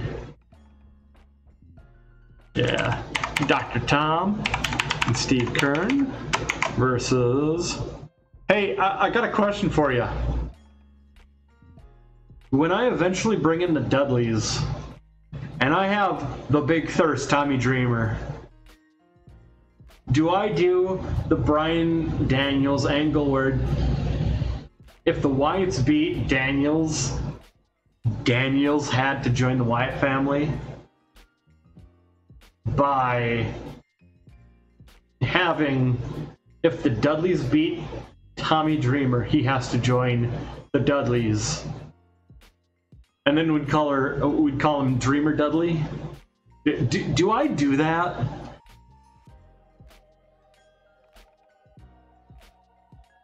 I mean that's not until 1990 anyways, so we're looking at 4 years. We're looking at long-term planning there, but hot damn. Maybe I'm losing my mind there. Maybe I'm losing my mind, but there was this point at work where it was really slow today, so I thought of that. Stan Lane and Bobby Eaton. Also, wait a sec. Hold up. This is the first stream. This is the first stream of TEW since the news. So, let me load something up, and then we will actually be pausing our churny beats because we have something we must do.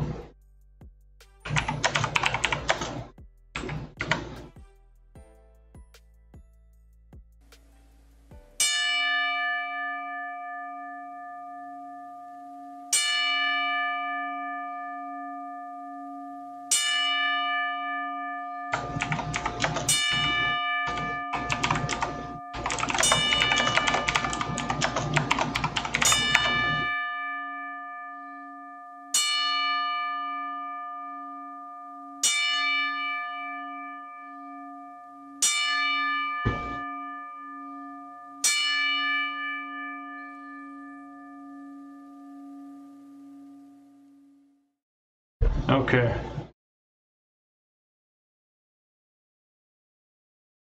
See, I wanted to make sure that I did that the first booking stream back, and I had forgot because it's been a while before I actually hit a booking stream. So we had to hit that.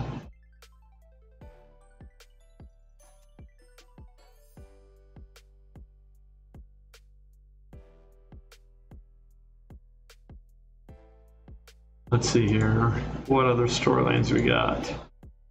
That is not represented right now.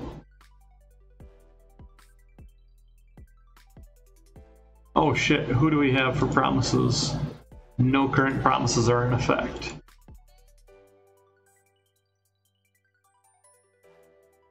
All right.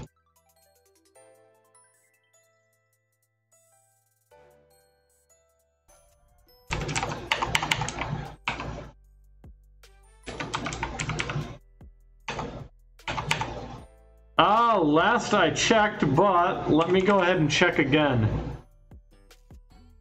They're still on TV, and I think the only reason that they're making money is because of me stealing their stars. Except for Andre. I wasn't able to get Andre because I wasn't a big enough promotion at the time.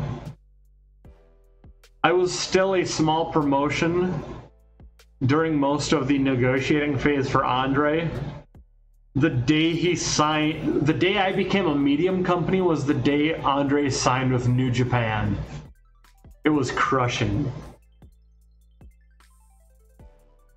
We're taking, by the way, WWF has now lost their, he's still looking to debut, but in 16 days, the man who is the current WWF heavyweight title holder joins. We get Cowboy Bob Orton.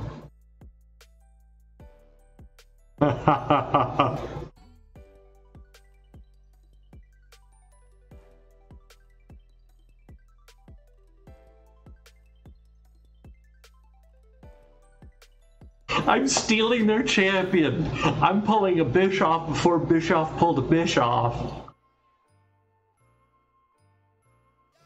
They raided the AWA in 85, which is how they got, you know, names like Ventura, Hogan, Heenan, a fuck ton of names. We're starting to get some of the names back because we got Heenan back. We have Gene Okerlund back. And we're starting to not only take our names back, but we're starting to take some of Vince's names. I still hate that we no longer have Greg the Lovehammer Valentine, but I was so happy to be able to steal him away.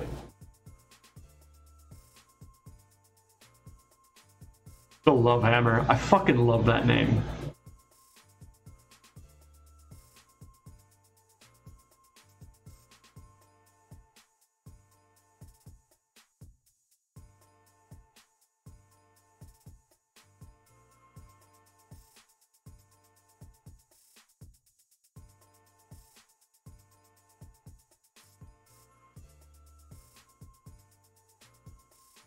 I will go ahead and check in a moment because we have Junkyard Dog coming in.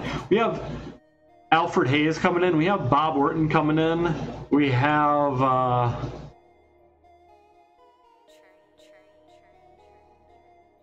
Oh shit, who did we recently get?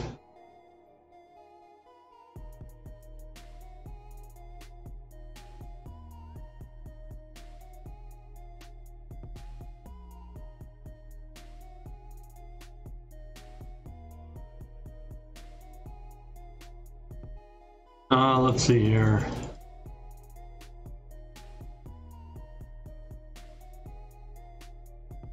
We got Bret Hart. That was another one of our greatest newer acquisitions. Ken Patera as well.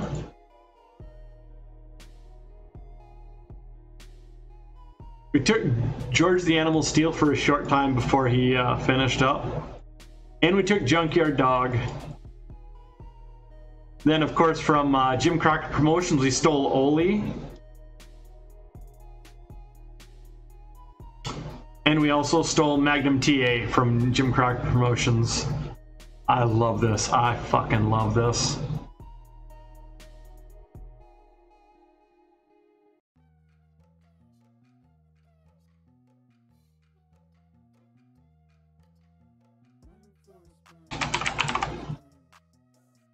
I think Harley Race is a part of the Power Team, isn't he? Yeah. Harley Race is going to taunt Diamond Dallas Page following that loss.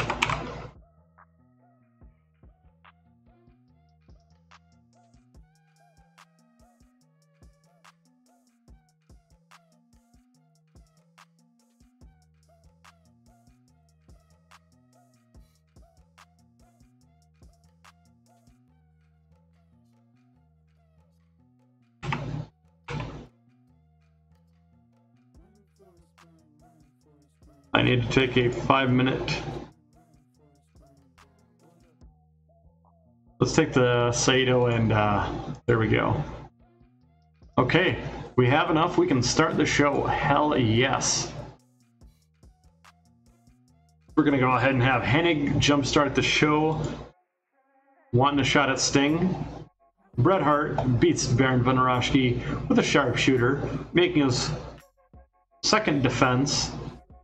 Because even though he didn't win his first defense, it was a time limit draw, he did defend it successfully by not losing it before that time limit was up against Dean Malenko. Second match of the evening, we have Terry Gordy hitting a powerbomb on DDP, making his first defense of his newly gained. Ooh. I think the Diamond Mine needs to feud with the Four Horsemen next, based on this Terry Gordy Diamond Dallas Page match. I'm just saying.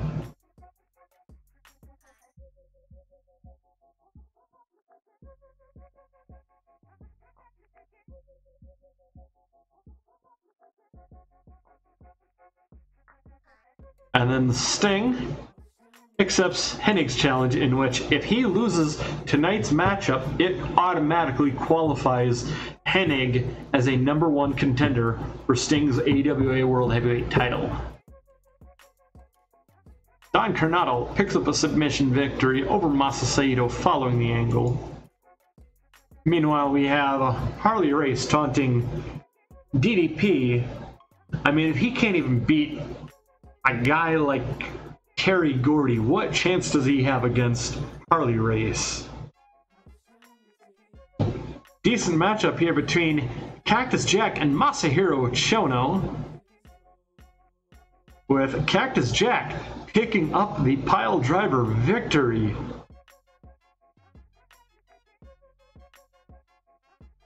Following that up, we have the Gold Standard and the Midnight Express brawling in the backstage area, as they are looking to see who's going to face the Four Horsemen for those AWA World Tag Team titles. And a fantastic matchup here between Curt Hennig and Sting sees the Hennig Plex applied to the Stinger, making Curt Hennig surge to the top of that list. Cactus Jack interviews with Gene Okerlund. He is going to show Billy Graham a new way of pain. He is going to put him through an announce table with that pile driver.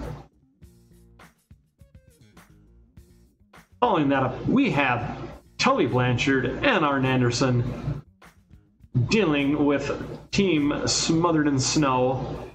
And we had a fantastic matchup here with the Snowman being revealed to be Al Snow from the developmental territory.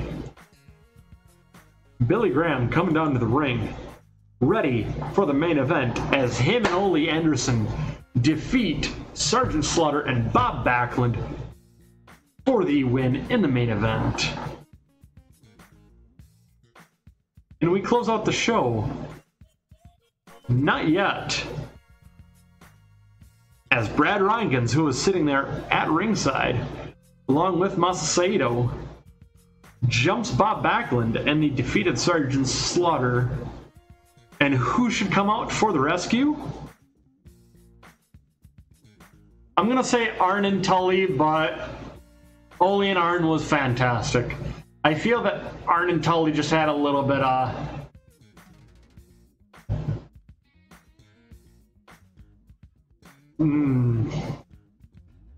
I feel like they just worked better. Like, Ole was a good power guy. Arn had the technical ability to work with everyone. That's why they're really close for me. But I'm admittedly far more familiar with Arn and Tully as well. I saw a lot of Ole's, late career shit, and then he was already retired. So I need to go back and catch me some more Ole. I've only seen a little bit of the older Minnesota Wrecking Crew stuff.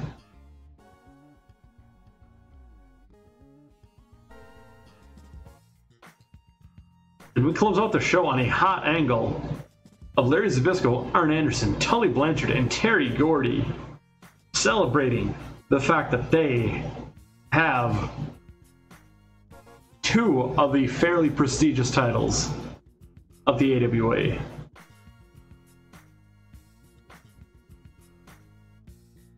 Oh yeah. I like it. I like it.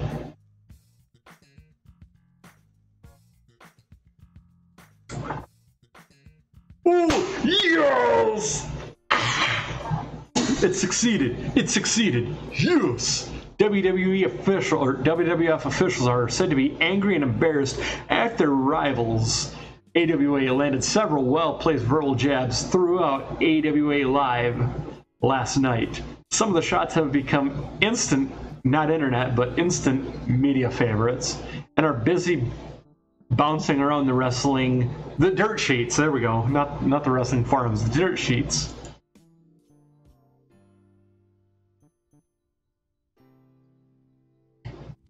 Are they trying to get an exclusive? No. They want a handshake deal with Arn. They know that Arn's top priority is us.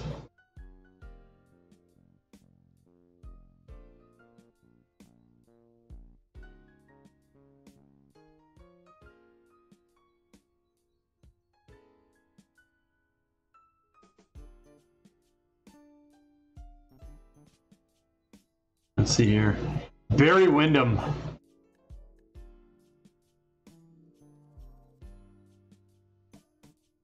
Sorry, Dusty.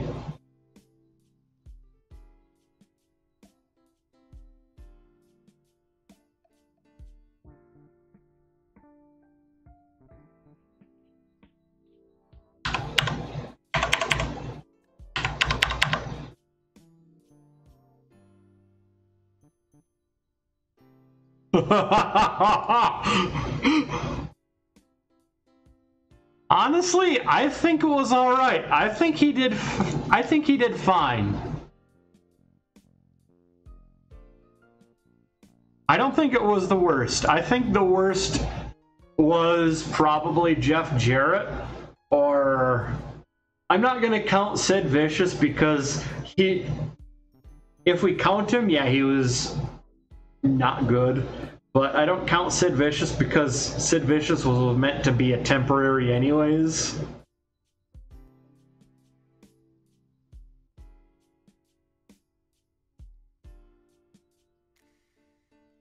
Uh-oh, Charlie Brown. Jimmy fucking Valiant. Catching the win.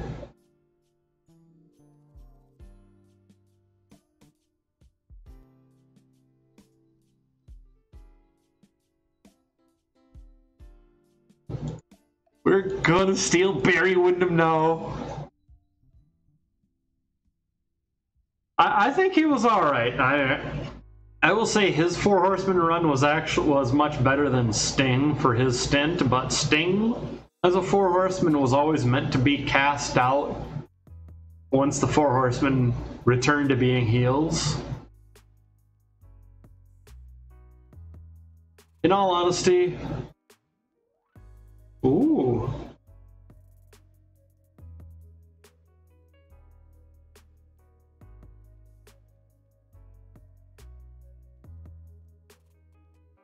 You know what? That's not a bad idea.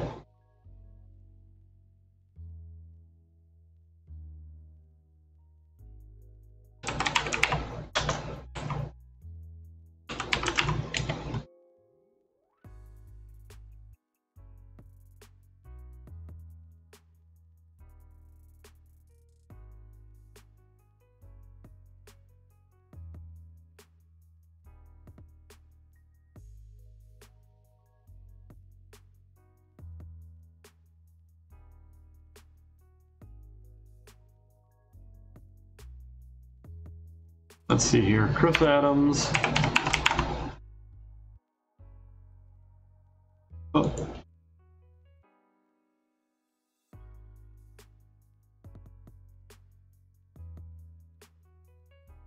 Steven Regal.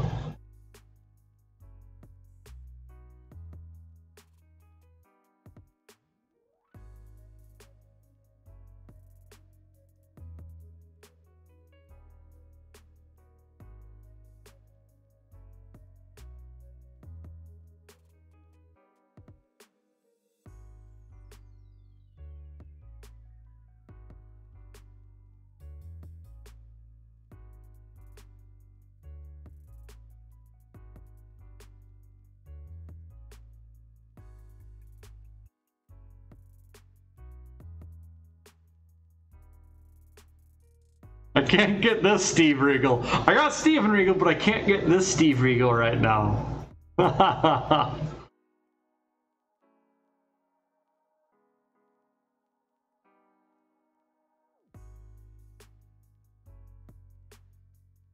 damn it, why can't I remember who Steve Lombardi is? I know who he is, but I can't remember him at the moment. Is he? Yeah, Brooklyn Brawler, okay.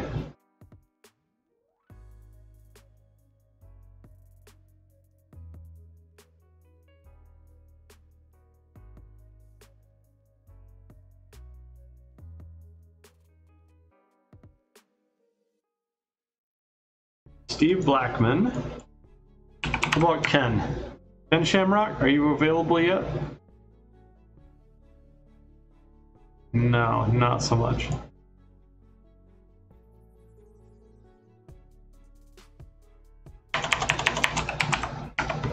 What about Dan Severn? I don't want Dan Spivey, I want Dan Severn. I want someone who can actually do shit. I think I hire Steve Blackman and send him to developmental. Ooh, I don't know about the oddities.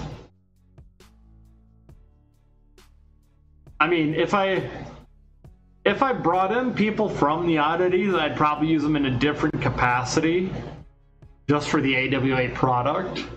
But I wouldn't be opposed to it. To the people. I mean, I already have one of the oddities. I have Luna Vachon. Let's see here. Do I go for the Armstrongs now that they're not injured? I feel like I could bring in the Armstrongs again.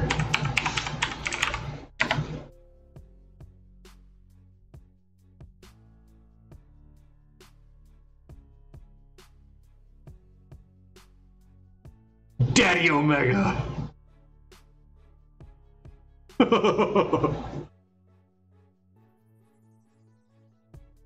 This right here. Are we sure Brad Armstrong did not have 8 dalliance in Canada? I think so. Bullet Bob.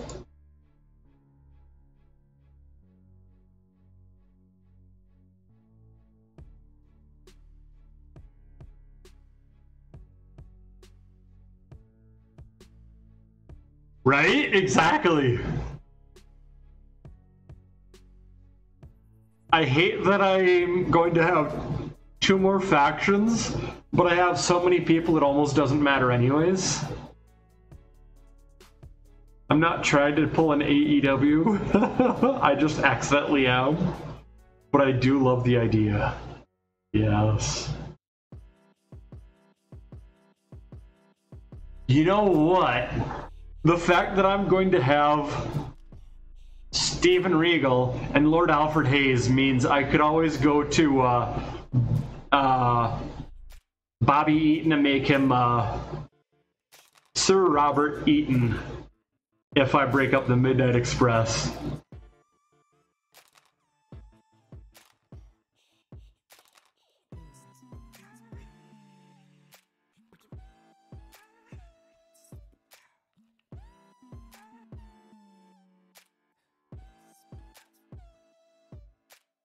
Let's see here.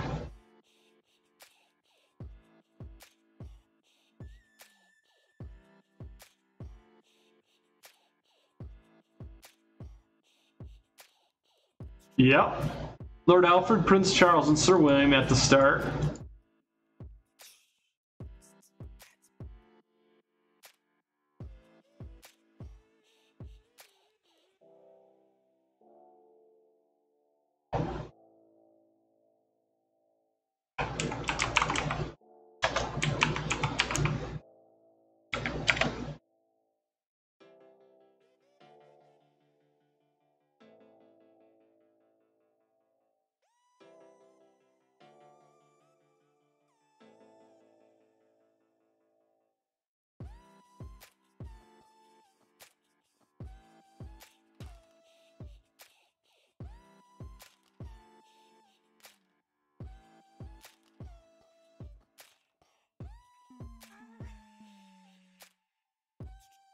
Let's see here.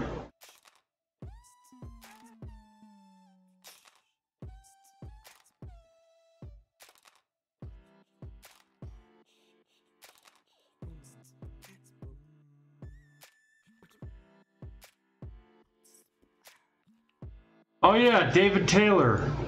David Taylor was the other person that had tagged with Regal as well. That, yeah. I can see that. David Taylor, Prince Chris, Sir William. Well, technically not Sir William. We would go with Lord William or Lord Stephen. He was going by Stephen, so we could keep it like that, or we'd at the very least give him the lordly title.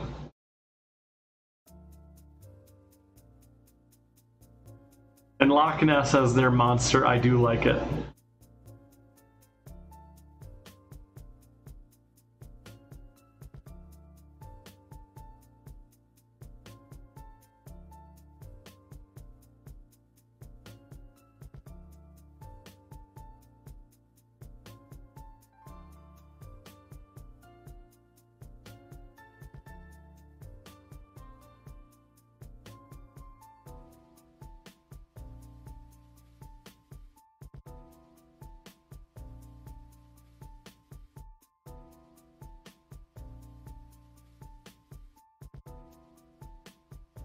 The American Wrestling Association is far more worldly than the World Wrestling Federation. I love it. Let's see here.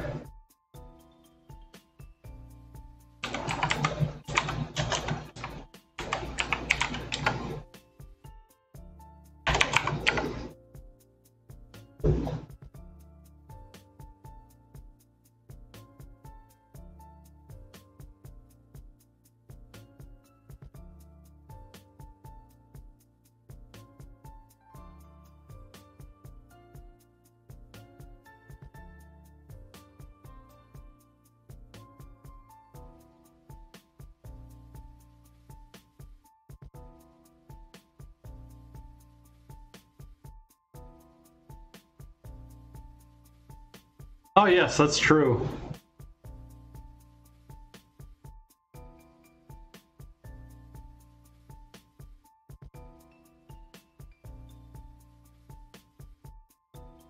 That's actually a good call on that one. Thank you.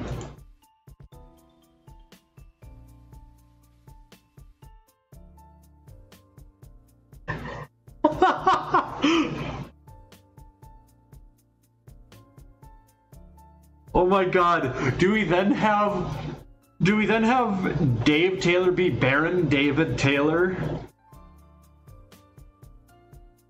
Or do we have him as Squire still? I feel like, I don't know. Partially because I want to have a Baron versus Baron feud.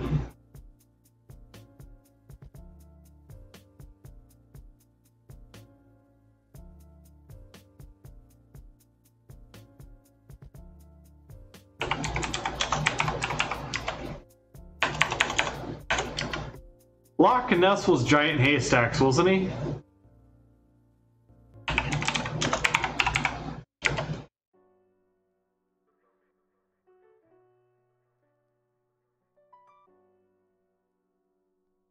Yeah, giant haystacks. Yes, thank you.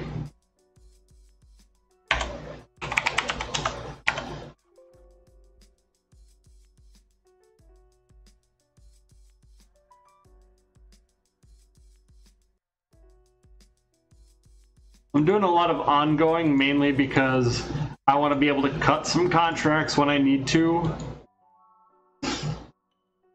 Because it'll be kind of bringing in some fresh faces, then kind of doling them back out to wherever they're working.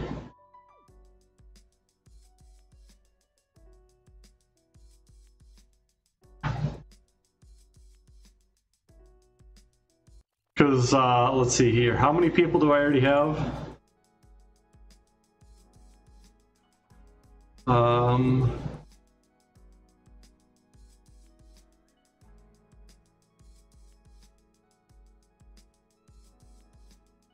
Where does it say? I know it says it somewhere.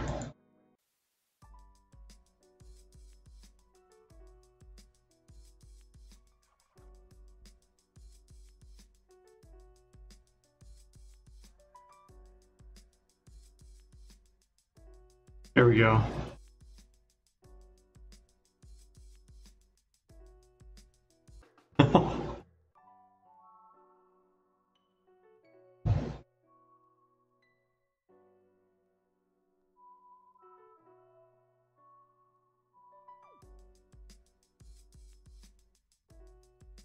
You know, I like this idea. I'm actually kind of digging that.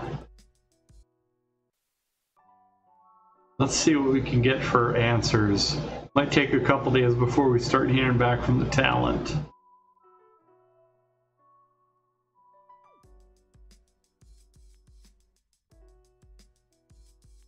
Oh shit! I forgot to grab Steve Blackman, didn't I?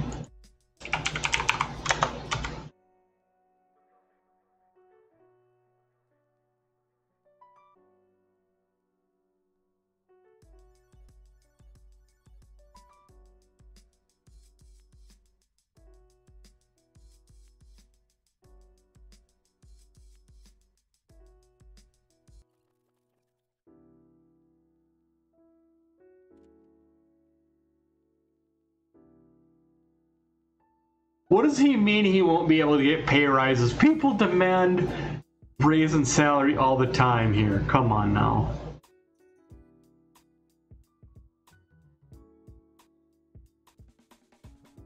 Damn you, Blackman. The lethal weapon is proven to be lethal in negotiation as well.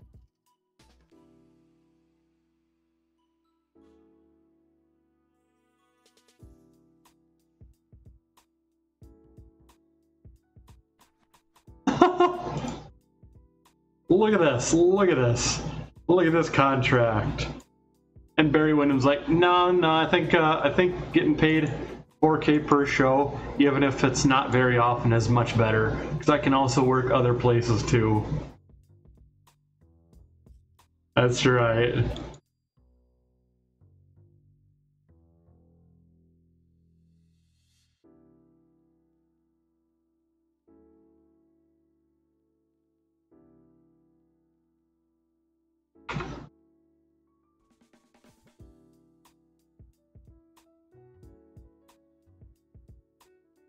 Oh, wait.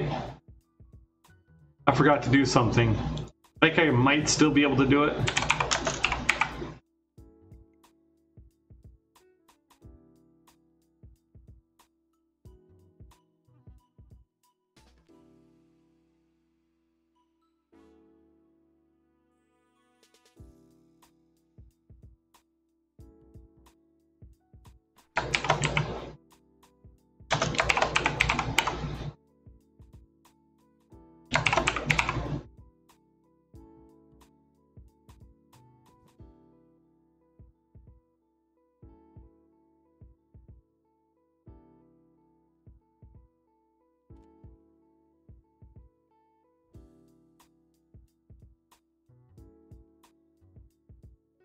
There we go.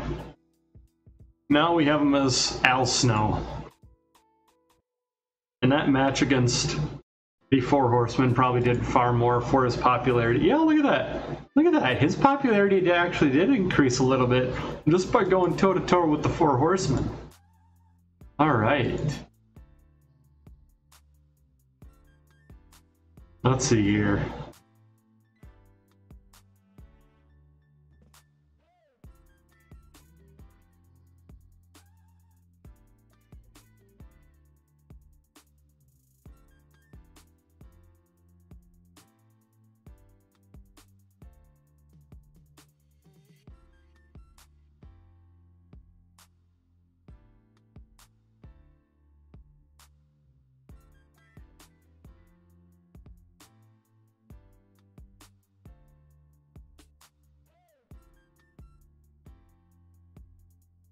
I do like that idea of Armstrong's cousin like this. The Funks are currently unavailable, unfortunately, and the tag team champions are Tully and Arn. They just took the belts off of on the first booking show of the evening today. They took the belts clean, and by clean I mean as dirty as the Horseman can, off of Akira Nogami and Jushin Thunder Liger.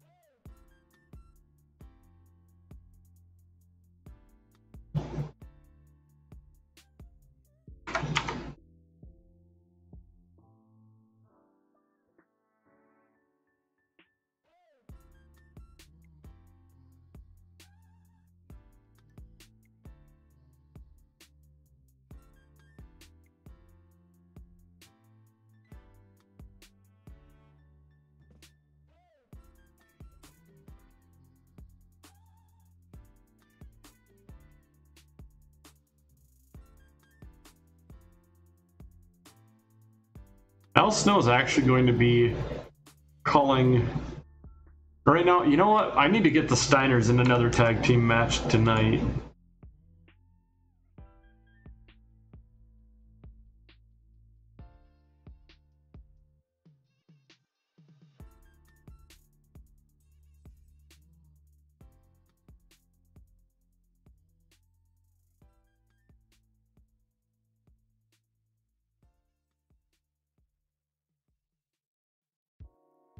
Have Scotty get to dominate in the matchup. It's going to be a very storytelling matchup because you got the Steiner brothers who are dangerous and hungry versus superstar Billy Graham and his new tag team partner Lex Luger. But outside of the ring, who do you got? None other than Cactus fucking Jack, who's currently in the midst of a feud with the superstars themselves. All hell's about to break loose on this one. I'm telling you.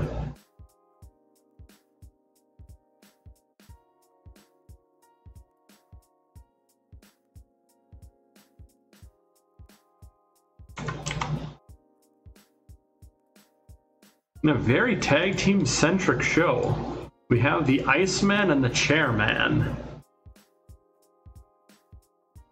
facing off against the Midnight Express. And at ringside, doing a little bit of scouting, we're going to have none other than Stan Lane's former tag team partner, Steve Kern of the Gold Standard.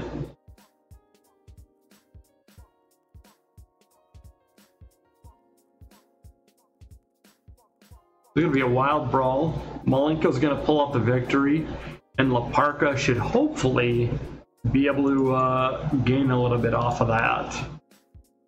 Popularity mostly. That's what I really need for him.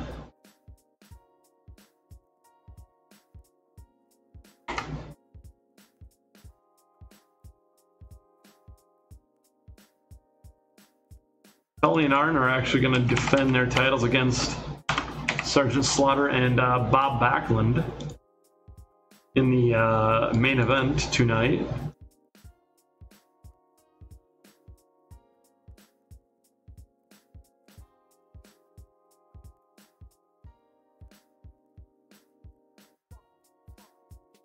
Slow build, we're going to give that. We're going to keep Backlund and Slaughter strong. We're going to give Arn Anderson the pinfall. Because he's going to hit that spine buster, that amazing spine buster that we all know and love. I really need to figure out how I can get New Japan to trade me Terry Funk. I think Dory is also on an exclusive contract. I'm not sure though. But New Japan has been keeping people under lock and key from me, unfortunately. That's the really shitty thing about it.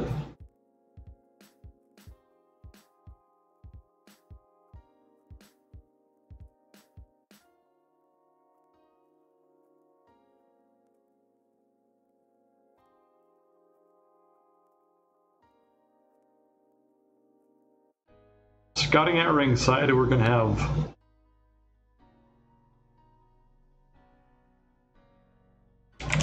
Dr. Tom isn't looking to get involved in shit. The Great Muta actually will not either. He'll be having Brad, or Masasato will be having Brad Rankins keep an eye out on shit. Mainly to further two storylines here. Of course I'm putting the tag team titles on the line. What the hell? There we go. Okay, I need one more matchup in between to kind of calm the crowd. It's going to be Terry Gordy versus who?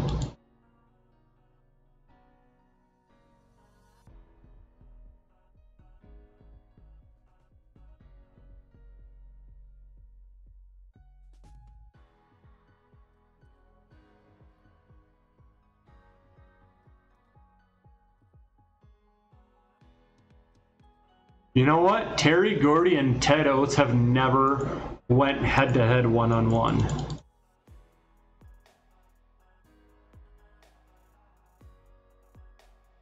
Alrighty. Have a good one, Jero. I will catch you later. The VOD will be up for you to catch the rest of this. In the meantime, hope to see you again. Also, check your DMs.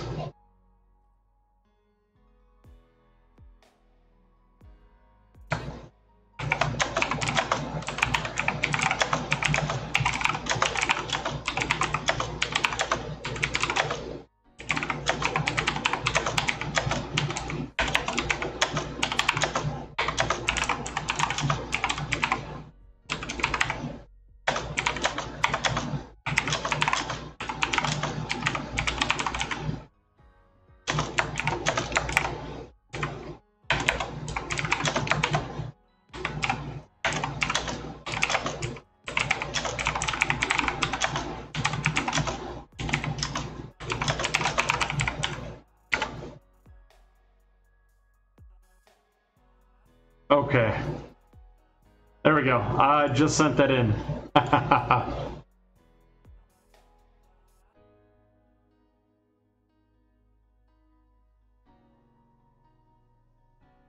So we're going to actually have dominate and keep strong in the match. Have that match be a calm the crowd with, at ringside, Coco Beware.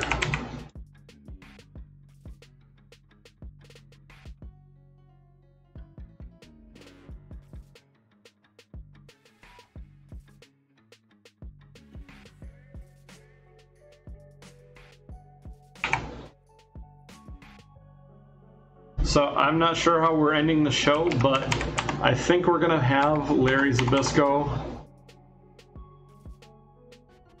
Arn Anderson, Tully Blanchard, and Terry Gordy getting interviewed like normal. There we go.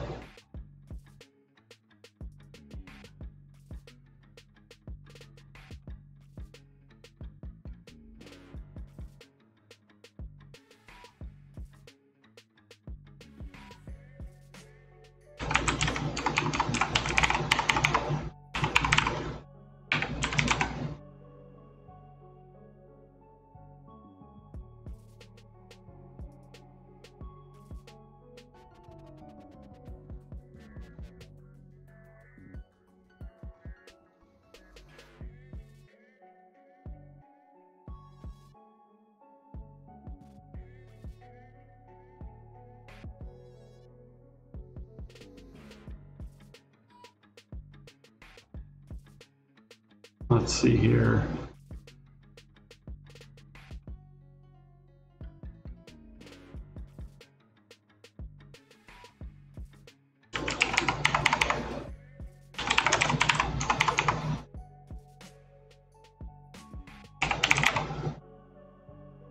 Masa and Muda are going to agree that even though they disagree, Sting is who they ought to be focusing their attentions towards relatively soon.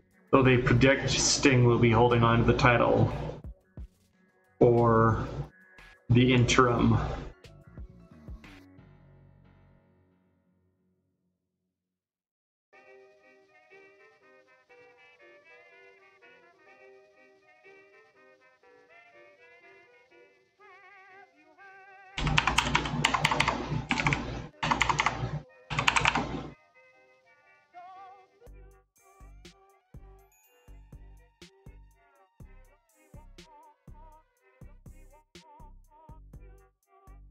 Let's see here.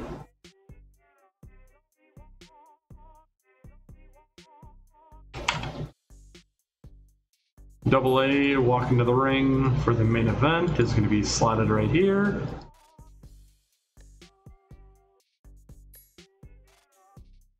And no reason we can't have that be a full 15-minute match up there. You know what? Same here.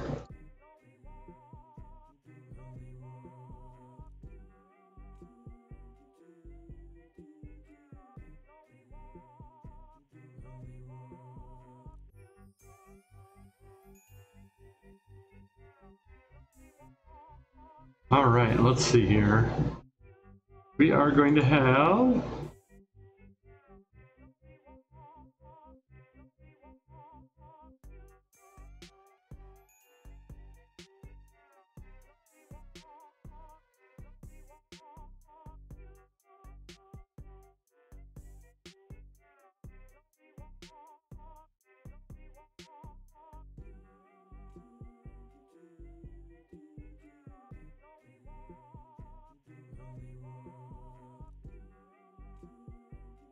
let's see. Sting's not wrestling on this card. You know what? I know why he's not wrestling on this card.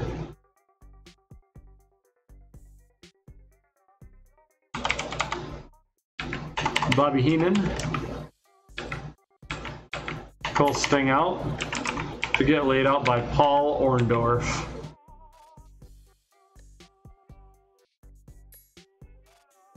Okay, there we go. That is enough to begin our next show. Let's go ahead and do this. Okay, we have a fantastic start off to the show with Kurt Hennig calling Sting out. Everyone's got their fucking crosshairs set on Sting now that he's taken the belt off of Larry Zbyszko. Smothers and Snow actually hit a victory after the first time in quite some time against the Rougeaus. Masato are backstage and they talk about how in the past Sting has humiliated Team Japan and that right now they need to put aside their war. But you know, in the back of their minds they're thinking, we're going to get the upper hand over the other. Rick Steiner hit a Steinerizer on Lex Luger for the pinfall in this follow-up matchup. We have Terry Gordy taunting Coco Beware in the same fashion he used to taunt the Stinger. A fantastic matchup though, as Iceman Dean Malenko and the chairman of the AWA La Parka catch the Midnight Express as Dean Malenko stretches Mr. Eden out with a Texas Cloverleaf. La Parka still lagging behind, admittedly, but we are getting some mileage out of these guys. Bobby Heenan calling Sting out to the ring, bringing the pain verbally. And as Stinger comes out to the ring, Paul Orndorff comes from behind and brings the pain physically. I'm going to go ahead and pop this again. In our penultimate matchup of the evening, we have a fantastic match as Terry Gordy catches a power bomb on Ted Oates, making his second defense of the AWA International Television title. As Coco Beware watched from ringside. Following that, we have a superb matchup with Tully and Arn taking the victory from Sergeant Slaughter and Bob Backlund with a spike pile driver to deliver the first successful defense of the AWA World Tag Team titles. Sergeant Slaughter was the weak link of the matchup, but hey, when he is the worst, and he is what he is, that ain't nothing to sneeze at. And of course, the Four Horsemen defend the two titles they have successfully, so you know they got something to brag about. The Stinger may have Larry's title, but he's just keeping it warm. He'll be back for it when he's nice and ready.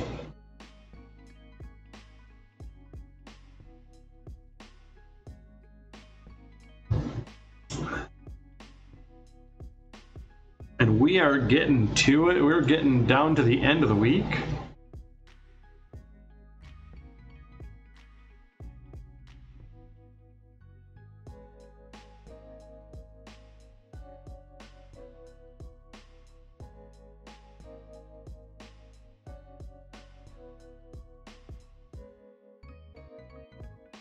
Go ahead and sign Steve Regal, Dave Taylor. And, you know what, let's go ahead and give a 75% pay raise increase to boom there. Jim Crockett Promotions just made an offer for a handshake deal. Okay. Well, Muda knows where his bread and butter is.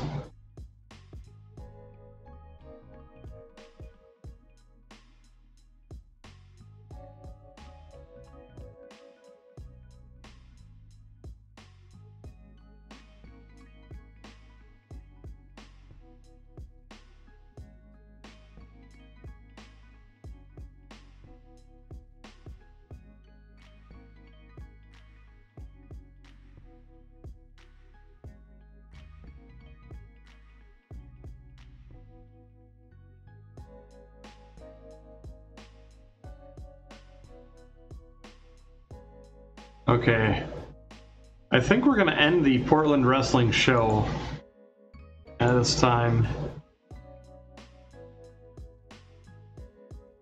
We'll make it dormant for now.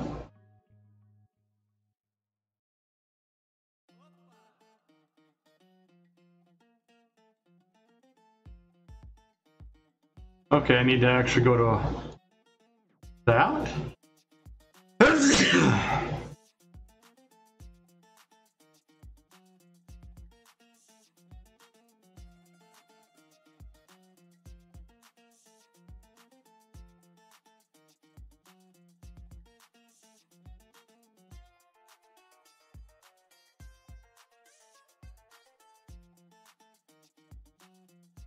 Okay.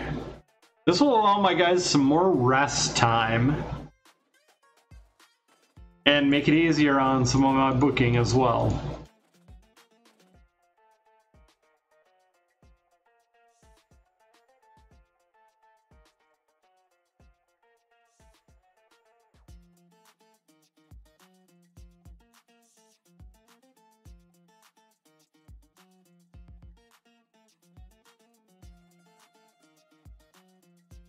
This can give us some time to do stuff. That's all I'm saying. Meanwhile, we're actually prepping to end for the day and prep up our Glimish. So if you want to go ahead and keep track of what I'm doing, I am trying to be more engaging. Go ahead and drop me a follow over at Twitter. You'll be able to catch out some of the newer polls that I've been running to try to, you know, give you guys a bit more say in certain things. Bret Hart has changed his wrestling style and is now more of a technician. And hey, Luna Vachon is now dating Pat Tanaka. Let's hope that doesn't fuck up anything in the back.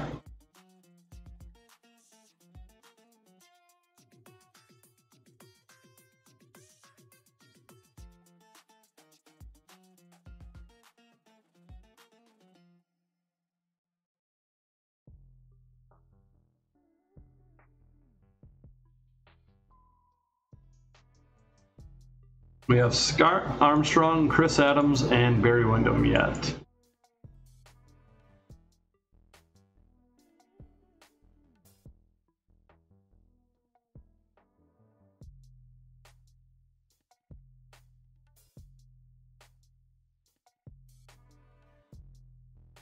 Continental. Okay, they're small again. They're still making some money, despite being of small stature.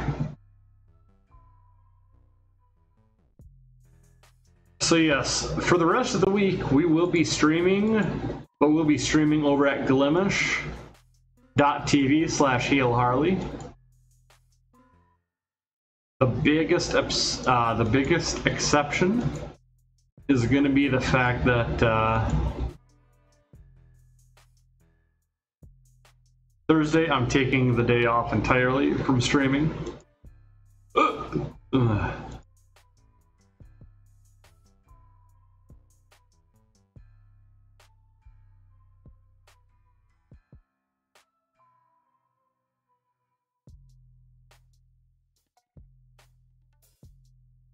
There we go.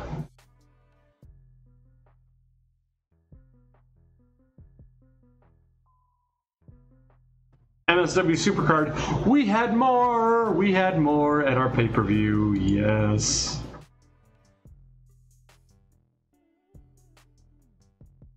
Lord Alfred Hayes has officially joined the AWA, coming into week 4. You know what that means, right? It's time to set up Britannia.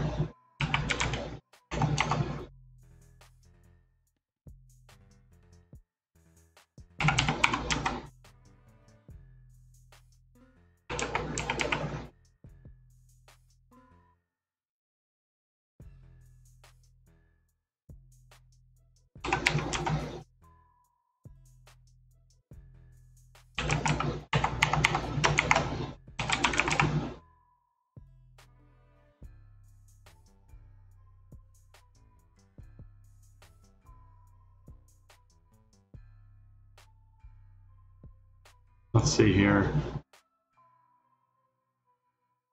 What we're gonna call that.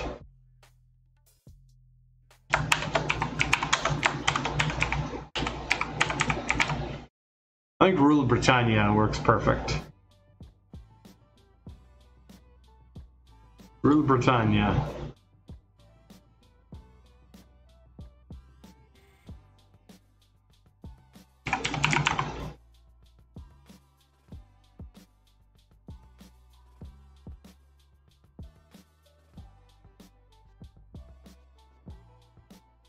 Lord Stephen Wrinkle, there we go.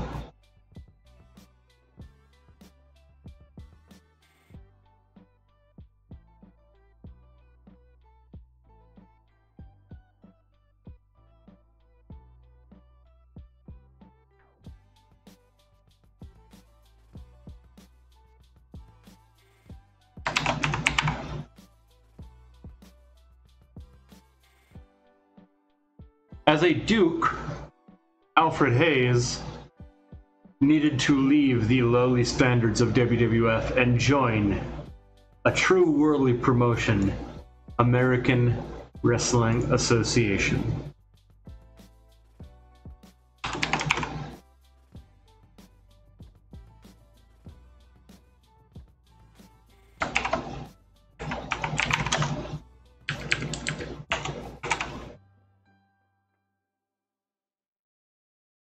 It does not have an app. It is unfortunately just the website right now.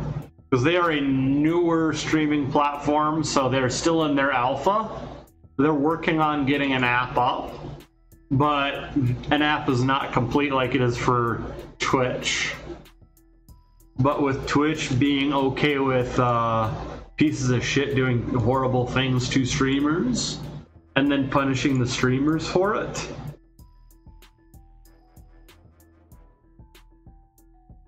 you know, you pretty much have to show Twitch there's a new place that gives a shit about streamers.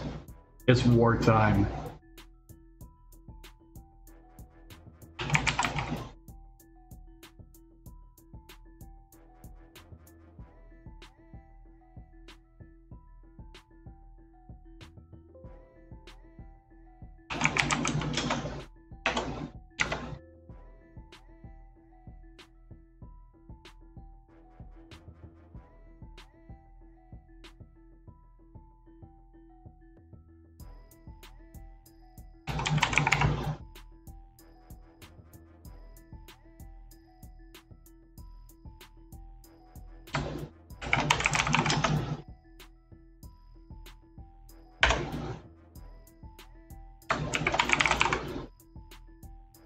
There we go.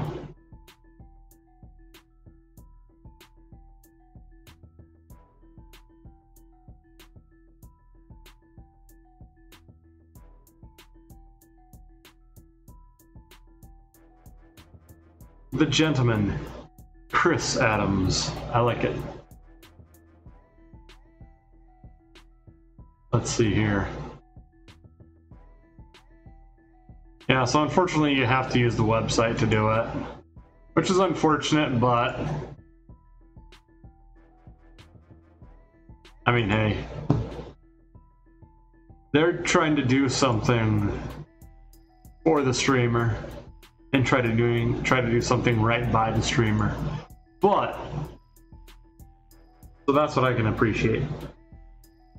But right now, I think we are going to go ahead and initiate a raid on Destiny Sin, because why not? Because this did complete, now that we've gotten rid of Portland Wrestling, because we've pretty much brought that territory, we've brought that audience in, we don't need the show anymore. We need to do a B show. Maybe we'll reinstitute Portland Wrestling as a B show, or maybe we'll create a new B show. But we are now at week 4, which means week 3 is over, which technically means this stream is over. I want to thank you all once again for joining. I want to thank Uncle Retro for hosting. I want to catch you all next time. And if I can catch you tomorrow at glimish.tv/heelharley, That is GLIMESH.TV. I would be more than happy to have you as we return once again to StarCraft. Ladies and gentlemen, let's initiate a raid.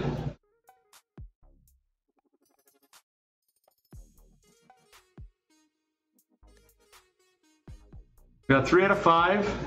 Where's 4 out of 5? There's 4 out of 5. Do we got 5 out of 5?